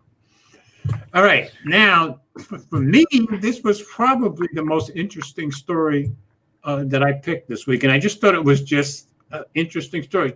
Who's Ted? Is it your turn or my turn? No, I believe it's your turn. Okay, good. All right, I just thought this was an interesting story, and this is from Android Authority. Own an Android phone? You might be 30% less likely to get a match on dating apps. If you've got a mirror selfie on your dating profile, guess what? The phone that shows up in the mirror might be helping or hindering your chances of getting a match. According to a new study published by Compare My Mobile, people with certain brands of Android phones in their profiles might be missing out on dates. Meanwhile, people with Apple products in their phones are probably earning more dates. I know, typical. The study makes it very clear that you should avoid having an Android phone in your profile, with the notable exception of one brand, Samsung. The findings suggest that Samsung phones in profiles increase positive swipes by as much as 19%. Nice to know till you read on. Of course, that pales compared to iPhones, which appear to increase positive swipes by a massive 76%. In fact, having Apple AirPods or an iWatch also increases your chances of positive swipes. Clearly, Compare My Mobile doesn't know Apple branding very well. Look at this chart, will you? So BlackBerry. What do people have against BlackBerry? It's like if you have a BlackBerry, yes, you might as well not even try to get a date. Okay, that is what. Let me tell you, in the UK, it's the opposite. This was like in 2012 when BB, where you could have a phone with the BlackBerry. Oh, you're saying in the UK is the opposite. When was the last time you checked that? That was what 2010 to like 2015. Because the thing was because to receive. I mean, I'm sure it's dead now, but anyway, I just think I'm sure it is. But you know, BlackBerry was a thing. Phone or an iPhone. Of course it was, but the key word you said there was, not is. If you don't, but the reason for that was because of BlackBerry had like a special plan where you didn't have to have like a cell phone plan. You just had to have BlackBerry services for $5 a month. And then, you know, with that, people just kept chatting. Like, that was the main way to get dates. Damn, now it's the worst? If you don't so you know what you needed. Any profile should be phone free. So if you don't own those two, don't put anything that they can see. A study suggests showing your love for Google Pixel phone could reduce positive sweeps by 10%. Remarkably, having a OnePlus phone reduces your chances even further by a whopping 30%. Unsurprisingly, though, the worst offender is BlackBerry. Although the most recent phones with the BlackBerry branding are Android-based, the BB logo is probably what's doing the damage here. Compare My Mobile's data suggests that a BlackBerry device in your profile could stop people from saying yes to your profile by 74%. I just find that hilarious. BlackBerry uses its time to upgrade. You all need to buy a Surface Duo. You can see all the data related to the study, which is based on fake profiles, with the only change being the tech on the display at the Compare My Mobile site. I just thought the story was, but you know what this whole story says to me? This is a very shallow country. That's what it says to me. Mm-hmm. So you Android users, I got some game for you. You know, if you swipe right and you match and you have an Android phone, keep her on chatting on the app. Don't let her know that you got a green bubble. Don't get her number. Just say, hey, let's meet up on the dating app. Don't try to get her number if you know it's gonna come up green. George, you see what Gary said? He's right though. I don't want you anyway because if you're still taking pictures in the mirror, like that's true. That's a good point, Gary. But and Jay agreed. But you take pictures in the mirror because the rear-facing camera is better than the front-facing. In some cases, that's not always true. Yeah, but then you got if you get a Pixel or a Samsung, they got good. Well, Pixel's the front camera's great. Samsung's is alright too. They just smooth your face. Don't show that Pixel in your profile because you get less dates. That's right. It's just not as bad as OnePlus. That's all. Anyway, I never know though. The pop-up. Somebody select OnePlus users know. That's the thing to do. Get the OnePlus 7 Pro, and when they see that pop-up camera, I'll bet you get some dates there. Yeah, there you go. I'm gonna ship post this for the OnePlus users. It's gonna be lit on Twitter. All right, I just wanted to get that story. I just thought it was so cool.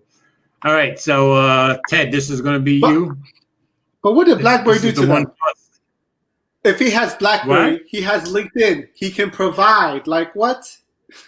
Ted, it seems like you're taking the whole BlackBerry thing personally. Gary is very offended. I mean, Ted is very offended by it. Yeah, obviously. Do you have a secret BlackBerry phone stash somewhere? I did. I didn't know I was selling it at the right time. Okay. Good thing you're not looking for a date. Funny story though. I left my it was my first date. I left my BlackBerry in my date's car, and so she drove it to me on our second, and we had a second date. Okay. So yeah, see the phone. That's why he's connected to that BlackBerry because it got him a second date. It got me a second date and a year anniversary. All right, what's the next one? All right, the next one is the OnePlus story. Why it moved away from stock design. Guys said OnePlus phones will get you dates with the soccer mom. Yeah. But you know he won't. You know he'll never say OnePlus. You know. Yeah. Well, look, there's nothing wrong with soccer moms as long as you don't mind kids, I guess. You know. phone. What I know, she got a baby that buster. But what you need to know: OnePlus is moving Oxygen OS away from stock Android design to one that hews more closely to Samsung's One UI. Why? The company says the move is a part of a desire to improve stock Android. Where are you? I've lost you. I'm under, like, he gives you the blurb underneath the article. Oh no, you don't get that. Yeah, on my LG phone, it gives me the meat and potatoes immediate. It gives you the. Sorry, I didn't know you didn't have that. Okay. So Oxygen OS is getting a redesign with the version 11, and it has proved to be controversial with fans. The software is moving away from what could be seen as a system inspired by Google stock Android to one that more closely resembles other Android OEMs. OnePlus today has shared the reasoning behind that, writing on their official forums. As screen size increases, so does the unused white space. We want to make the most of that space while keeping the interface easy to use. We conducted A/B testing with our users to determine the best size of the headline and to find that 65% prefer slightly smaller headlines. Also, 80% of these users tested prefer titles with subtitles rather than without.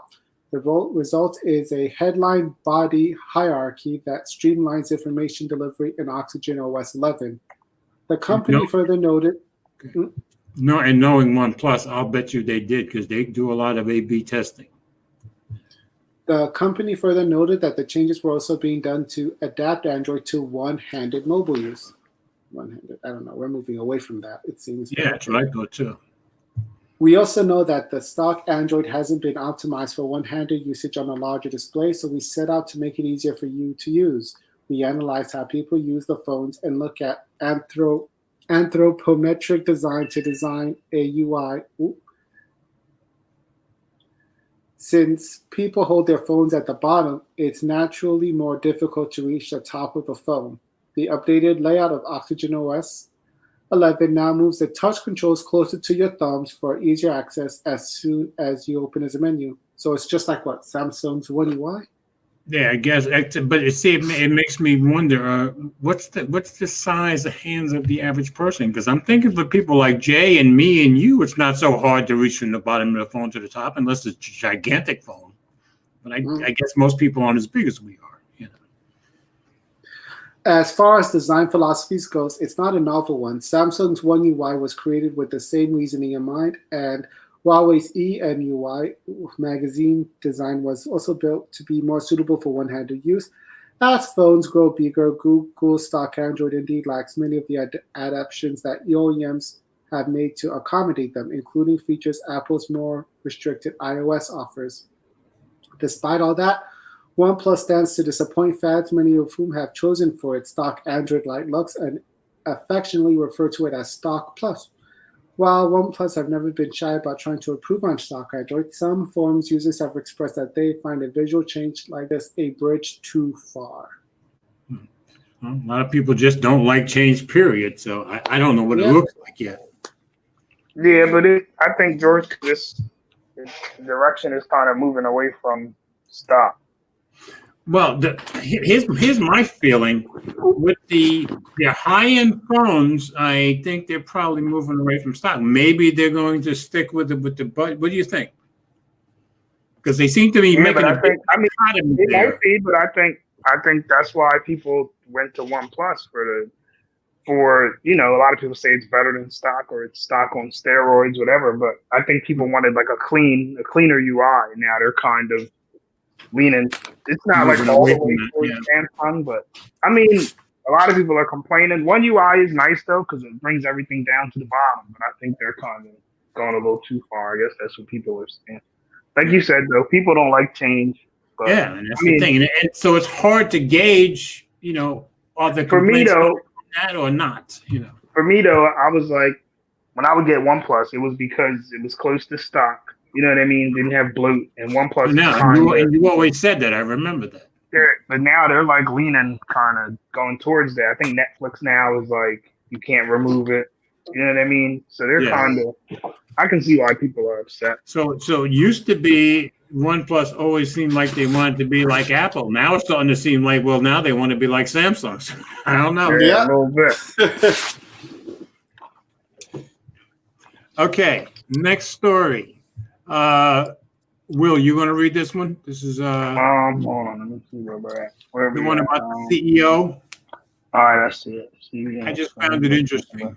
All right, you ready? We're not quite, almost. Too quick for me. Remember, you're a lot younger than me. Yeah. Okay, here we go. This is on zdnet.com. All right.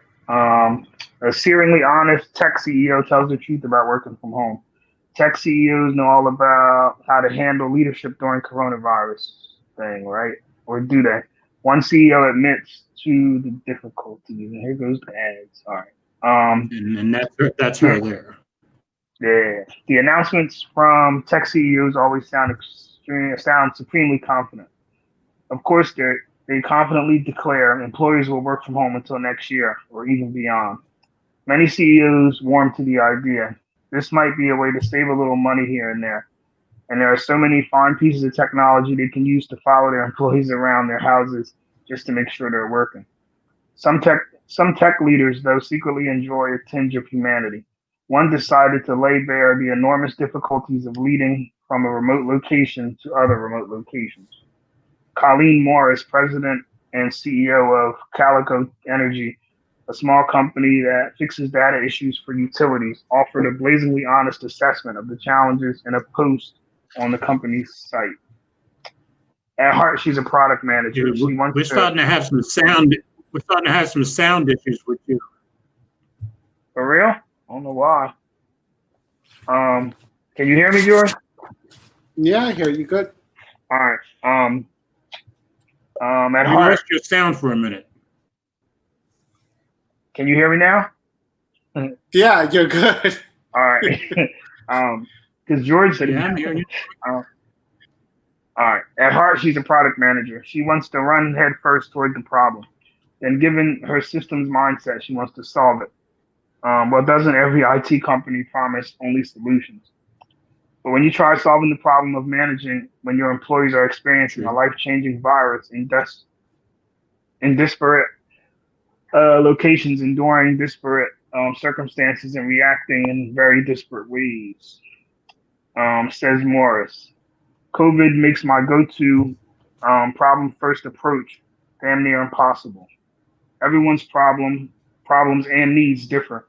In fact, many of their needs are in opposition, and I know full well that I don't know half of the challenges my team is facing.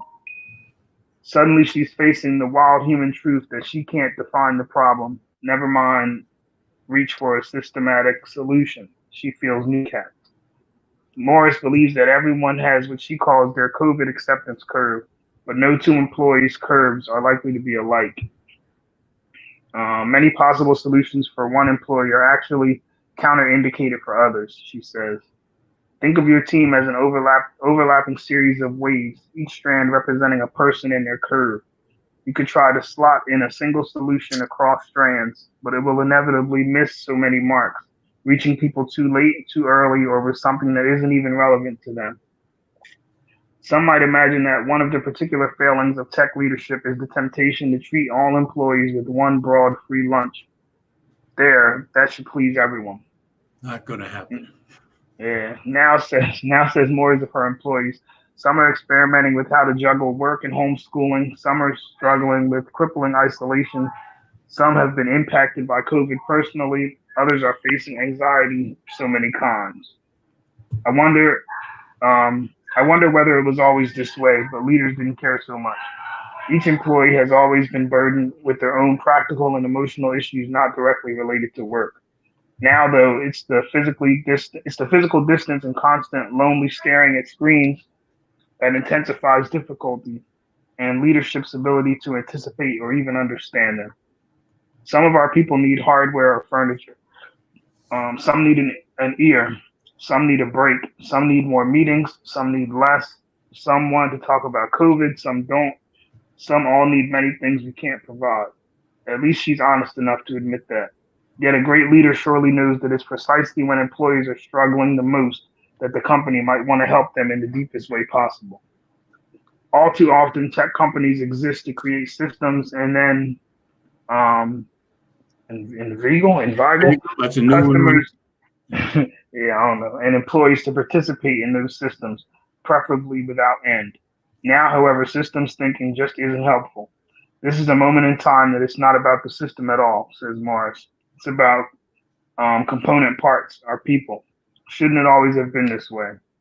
Doesn't this, in fact, describe one of the tech industry's greatest issues? That people, both employees and customers, have been regarded as merely pieces on a chessboard to be manipulated towards certain behaviors. While leaders demand that each problem along the way meets a swift solution, one that can be hacked by tomorrow morning. Yeah.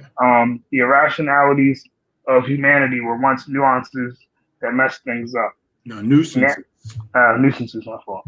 Now, as Morris describes it, we have to step out of our answer-seeking mindsets. Instead, we need to follow behind our people, picking up strings and tying knots where we can. Morris says she's looking for individual wins. She knows that's not scalable. But right now, it's the single most effective thing we can do for our people. Excellent leadership requires just a little humility. That's something you don't often see from tech CEOs. How bracing it would be if the disruption of a virus made them alter the way that looking at being a boss, made them alter the way that look at being a boss, and most importantly of all, a leader of human beings. Yeah, I think it should have said alter the way they look at being a boss. Yeah, that makes sense. Now, to me, the big thing that sticks out in this story is because because I'm thinking of when I was a programmer all those years. Oh, thanks, Serrano. Thanks you very, very much. Much appreciated. I'm thinking about all my 34 years of programming. And, you go to the office, you're in a cubicle, and everybody's around you. And yes, they all have problems, but you tend to leave those problems home. Now, with people working from home, those problems are right there in your working area, and they're not going anywhere because you have your family right there. So I can see where it would be a huge difference.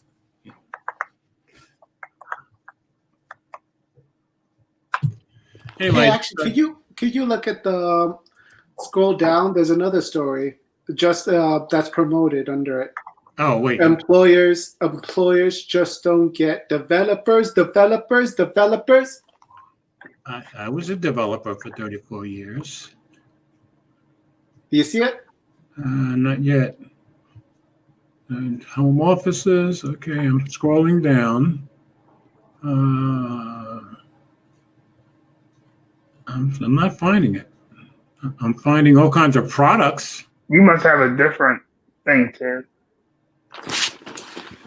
Let's see. It would have the picture of the guy who was screaming developers. Forget his name. Okay. The next story down I see, here's what remote workers need for their home offices. That's the next story I see. And then there's a whole bunch of products.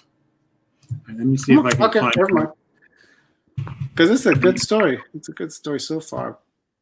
It's written by Chris Matizek, also under ZDNet. Well, go ahead and read it to us. Okay, that's what we want to cast the thing. Okay, let's see. Okay, if you cast it, I'll make sure it comes up. Okay, let's go. Employers just don't get developers. Oops, sorry, I skipped there. Developers, not developers. We're lopers. Okay, let's see. Share screen. Why don't you take the story, Mr. 34 years? Haven't seen it show up here yet. Oh, God. Okay, here it is.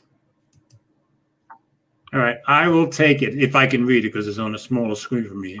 Now you better read. Okay, that's a little bit better. Employers just don't get developers. Some employers are crying out for software developers. They're not, however, apparently accepting the idea of them working from home. Now, you're going to move it for me now. You better read it because it's getting too small for me already. All right. It was the cry heard around the world. It still feels, I feel sure, reverberates around the offices of the Los Angeles Clippers. Once upon a time, there was the current Clippers owner and then Microsoft CEO, Steve Ballmer. Yep, that's who he is. Bathed in sweat, yelling, developers. Yeah, make fun of the old man. As if he was addressing a sect like any other. Yeah. His ululation is still reverberating across the nation, yet it may be encountering a lot of software developers wearing noise-canceling headphones. This thought enters my mind as I examine the finer points of the Software Developer Drought Index. Prepared by low-code app development specialist Mendix slogan, "Where thinkers become makers," the index paints a picture of many sweaty employees across America worried that developing thinker makers may not want to join them. 8 of the top 10 U.S. counties experiencing a developer drought are in the Midwest. At the top, however, is Cumberland County, New Jersey. Really? George, New Jersey. That's right by you, isn't it, Will? Yeah. Yeah. This is the 16th largest county in the state, one that is enduring a diminishing population. Perhaps its most notable employer is the Inspira Health Network. Yet Cumberland County has the highest demand for developers and the most desperately short supply. The second most desperate county, at least according to this index, is Minnehaha, Yep, South Dakota. South Dakota, home to Sanford Health, Avra Health, Citibank, and Wells Fargo. A guy tried to get me to come there to work about early 2000s, and I checked on the weather in the winter, and I said, no, thanks.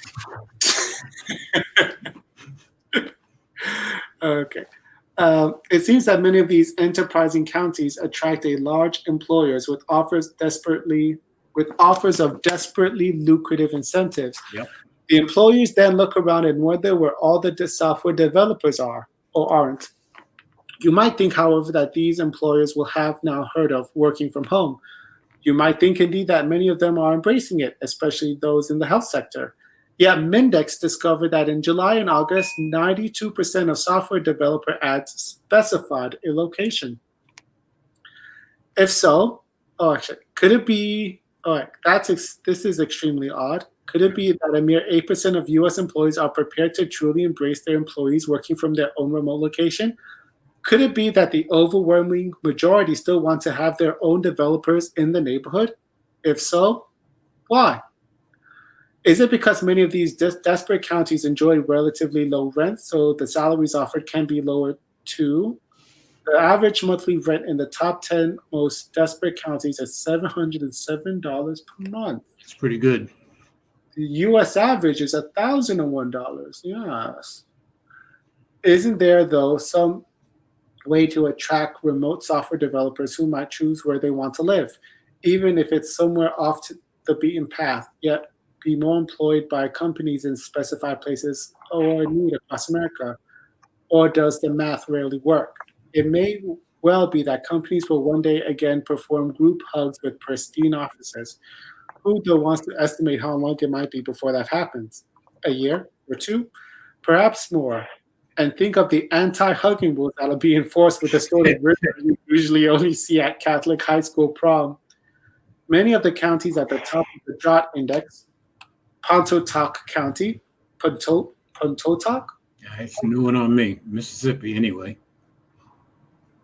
Or what's, oh my gosh. The next one's even tougher, yeah. Ouachita County, Arkansas, and Rock Island County, Illinois, are others in severe need, may not be instantly attracted to, say, recent graduates. Wouldn't it be more prudent then to let developers live where they choose so that your software can be developed in a sprightly manner? Many employees are slowly learning that pleasing employees involves an individualistic approach. I'm gonna go ahead and just click on that and open that in another tab. Oh boy. If a hiring employer doesn't show flexibility, what sort of employer are they? Now, Yeah, I can tell you from my years of experience. Now, keep something in mind. For the 17 years that I lived in Orlando, 15 of those years I was a contract programmer. So, and contract programmers, just wherever the money is, we're going there. But as far as working from home, what I learned about employers, keep in mind, they can't treat contract employees like employees. The reason you hire contract people is so you don't have to give them benefits. Well, they tend not to trust contractors working from home. They want you on site. So I can see, depending on how many contract employees these people are looking for, that's going to be a problem. okay, yeah, that makes sense. Contractors would be happy to work from home, but bosses tend not to trust them the way they trust employees. And I guess that makes sense because with employees, you have a track record. With a contractor, he's going to come and he's going to leave, and they know that, you know. So I think that's one problem. And I also, in all my years of programming, there's something about when you all get in the room, especially with a bunch of programmers and or hardware people together to work out a problem. I can see where that's a lot easier in a meeting room than it is on online. So I can the same thing. I don't. It's the same thing unless you need a whiteboard or something to like. You need a whiteboard, and there's something about hashing it out. Now I'm talking about when you're trying to come up with a solution for a big project, probably. And I can see where that's going to be more difficult where everybody's working remotely. That's just my guess. I mean, yeah, there are studies that show that working remotely hinders creativity. Yeah. So, but then, of course, there are also a lot of studies that say people are more productive working from home, too. So. Yeah, that's because, coworkers are not talking amongst themselves. Yeah, exactly. Yeah. Yeah. The kibitzing goes away. But right Nobody's now, talking, you ain't got to drive. You ain't got to stress about getting there on time. You know what I mean? Well, Will, let me ask you: are your kids in school or are they still home? Nah, I'm not sending them back yet. Okay, so if you were working from home, that would be an issue to some degree, wouldn't it? What if I was working from home? Yeah, because with the kids there. I mean, you just gotta find your area to go. You know what I mean? You gotta. But you can have your own space. Yeah. Okay. Or you send the kids out.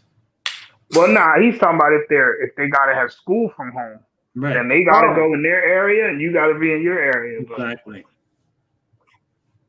Speaking of, I've been hearing stories about teachers acting like working like the whole online classroom is just like they've been conducting their online classrooms like classrooms in person. So the kids got to keep their cams on. Some teachers, you know what they're trying to do here in Tennessee? What are they doing in Tennessee? In some counties in Tennessee, they're trying to get the parents whose kids are going to be learning from home to sign a legal contract saying they will not watch what the kid is being taught. They are legally trying to get them to sign that. And if they're getting a lot of heat for it, and I think the governor's saying, well, maybe we better not do that. That sounds like a red flag to me. What the hell? What is the purpose of that, though? What is the purpose of that? Is they don't want the parents to know what they're teaching the kids. There's only one purpose to that. That is what parent is going to sign that? No, I know, but they tried floating that 2 weeks before that. They tried floating. The governor tried floating. We're going to, for the kids that are working from home, we're going to have workers come around and check on your kid in your house every single week. Well, that didn't float either. But more politicians seems like they're trying to grab more power as we go along. But you want to teach my kids and I can't know what you're teaching them? Boy, oh boy, oh boy. Yeah, that would make me like pick up the textbooks and start reading. Like what? Exactly. Anyway, that didn't fly, but they tried to make it fly. just interesting. That is terrifying. All right, now, okay, it's almost 6 minutes still. Now, I still have 3 stories left. Now, we've got the Facebook terms of service. Let's skip the other epic story because it's stupid. Let's go with the Facebook. Are we good there? All right. Okay. I guess it's my turn anyway, right? All right, so this is probably going to be our last story of the night, folks. And Jay, you won't pay much attention to this because you don't do Facebook at all. I know that if you're still here. Neither do I. All right. Okay. I do, but only because I post everything on Twitter, Facebook, Instagram, everywhere. All right. This is on imore.com. Facebook is changing its terms of service and users are not happy. These terms will be effective the 1st of October, 2020. Facebook has announced changes to, I got an email from them today about that, as a matter of fact. Facebook has announced changes to its terms of service that will allow it to remove content or restrict access if a company thinks it's necessary to avoid legal or regulatory impact. Users of Facebook app have started receiving notifications, I got one today, responding regarding a change to its terms of service, which states, effective October 1st, 2020, Section 3.2 of our terms of service will be updated to include, we can also remove or restrict access to your content, services, or information if we determine that doing so is reasonably necessary to avoid or mitigate adverse legal or regulatory impacts to Facebook. This particular section of the Facebook TOS includes agreements about who can and can't use Facebook and the things that you are and aren't allowed to do on the platform. The reaction on social media in particular on Twitter has been mixed to say the least. One user commenting Facebook's terms of service update translated to plain English will remove content not because it is incorrect, misleading, illegal, or spreads dangerous information, but because removing it might help prevent us from getting caught allowing it. One user said the update was absolutely terrifying. I don't see words terrifying. Another comment that smells like election interference and censorship to me, and a human rights commenter further noted, this disturbing new addition to Facebook terms of service that can be used to justify online censorship, particularly with governments using restrictive national laws to order social media platforms to censor information critical of the government or monarchy in violation of online freedom. The new clause in the TOS is quite wide and vague, and that's the key, I think. But it seems reasonable to think that it could indeed be used to justify removing content at the behest of a government or nation if Facebook thought it was being threatened by some kind of legal action or regulatory scrutiny. Some users were much more upbeat about the change, suggesting it could lead to more false news and misinformation being removed. The move could be linked to recent changes in Australia, where the Australian Competition and the Consumer Commission is preparing a bill that will require both Facebook and Google to compensate news outlets when stories are published on their respective platforms. As noted, the changes to Facebook terms of service take effect on October 1st. And it's vague, and I think you could go either way. You know, any group could complain, but I think using Australia as a model is terrible. Do you guys know what's going on in Australia the last couple of weeks? The weeks? No, what's happened? You cannot leave your house for more in the county that Melbourne is in. You cannot cross the border into the next county, next state they call it. You cannot leave your house for more than 1 hour a day, and in that hour a day, you will either get your shopping and or exercise done, and that's the only time you're allowed outside of the house, period. Well, I think it was bad. Wait. There was a rally against the lockdown, and their lockdown is incredibly. It's more like China than any place else, or Russia.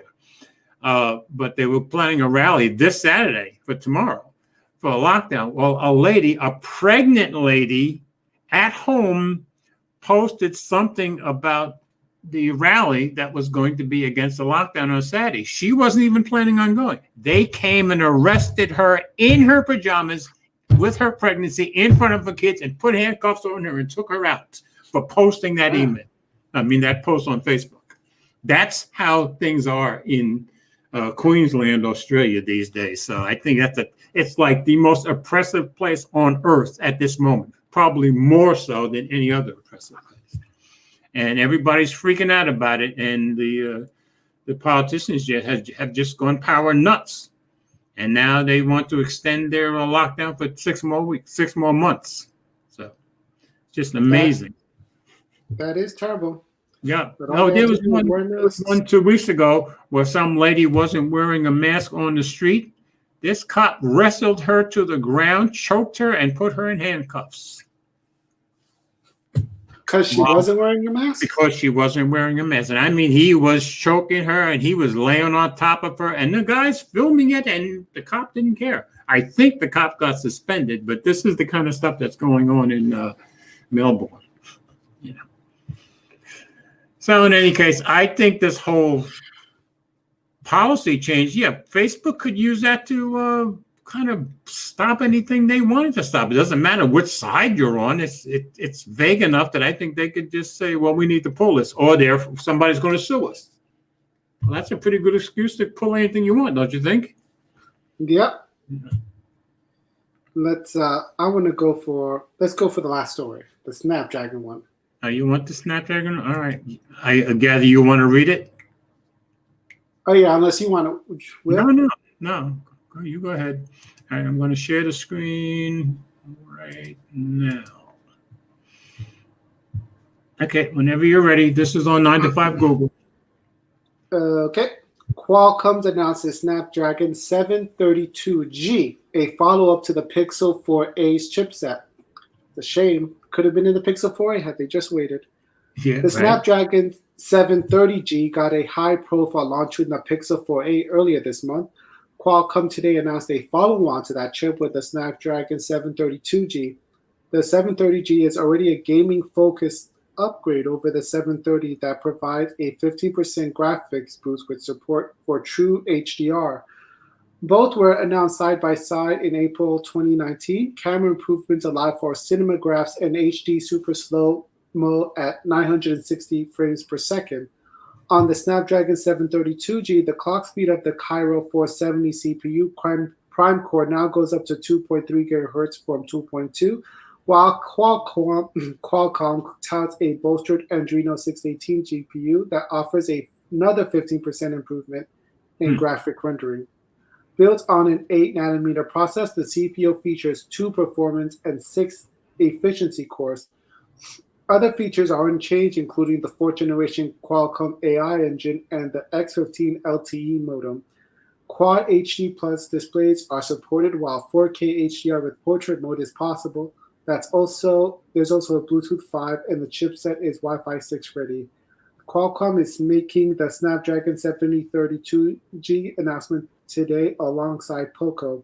We are extremely excited about the upcoming Poco smartphone and our collaboration with Qualcomm Technologies that allows us to create the first device on the market with the latest Snapdragon 732 mobile platform, says Sam Jiang, head of products, Poco Global. I think it's pretty cool that Poco got to be the first one in the world to use it. That's pretty cool. Yeah. It sounds like a pretty impressive chip. I have not played Asphalt 9 yet on my Pixel. I guess I better play it and see how good that chip on there is on the 4A. Interesting. I tend to play Asphalt 9 on all my phones at some point or other. Is it, me. If it's racing, I'll play. If it's not racing, I'm not playing. Can that do 4K 60? I haven't even looked that far yet. Let me go check. Video. Where's my settings? If it don't do 4K 60, then it don't make sense.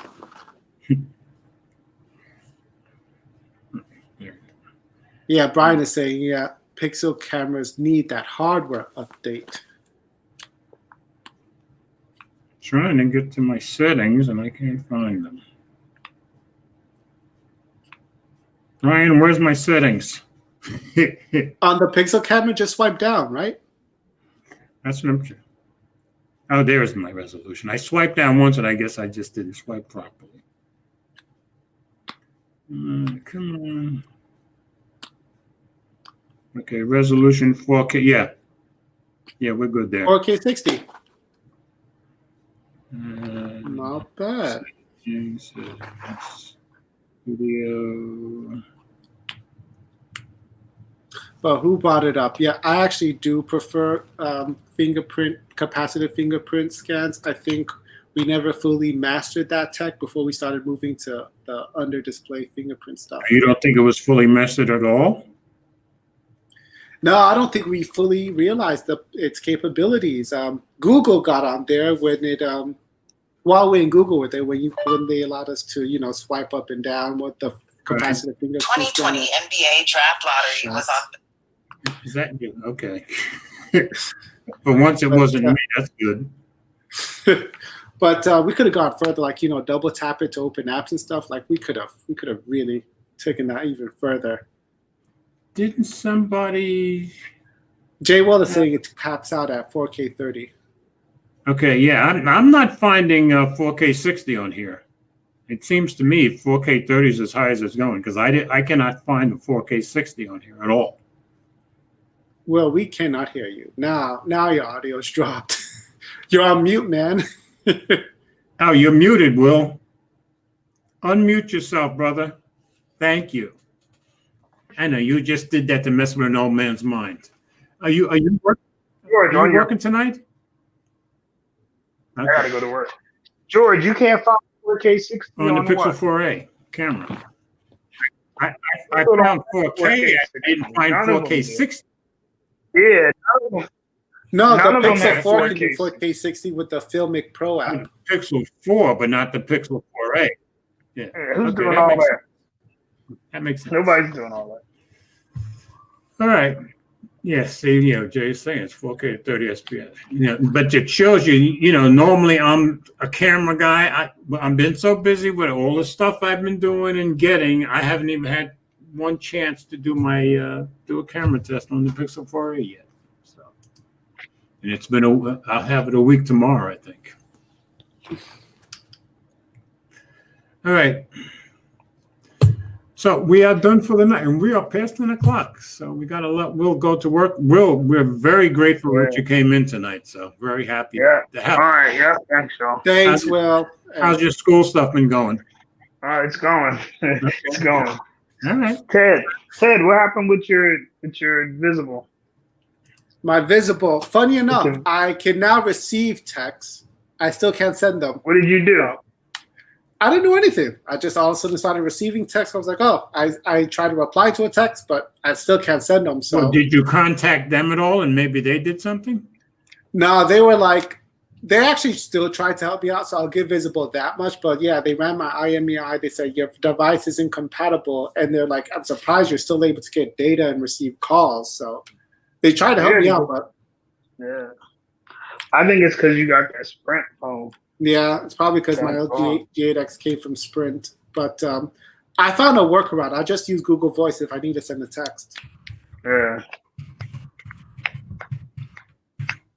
In the meantime, but did you guys Will, did you see the what's it called? Megan Thee Stallion. What? Visible through a concert. Visible through a What? concert, a 3-day concert in Colorado. Oh wow.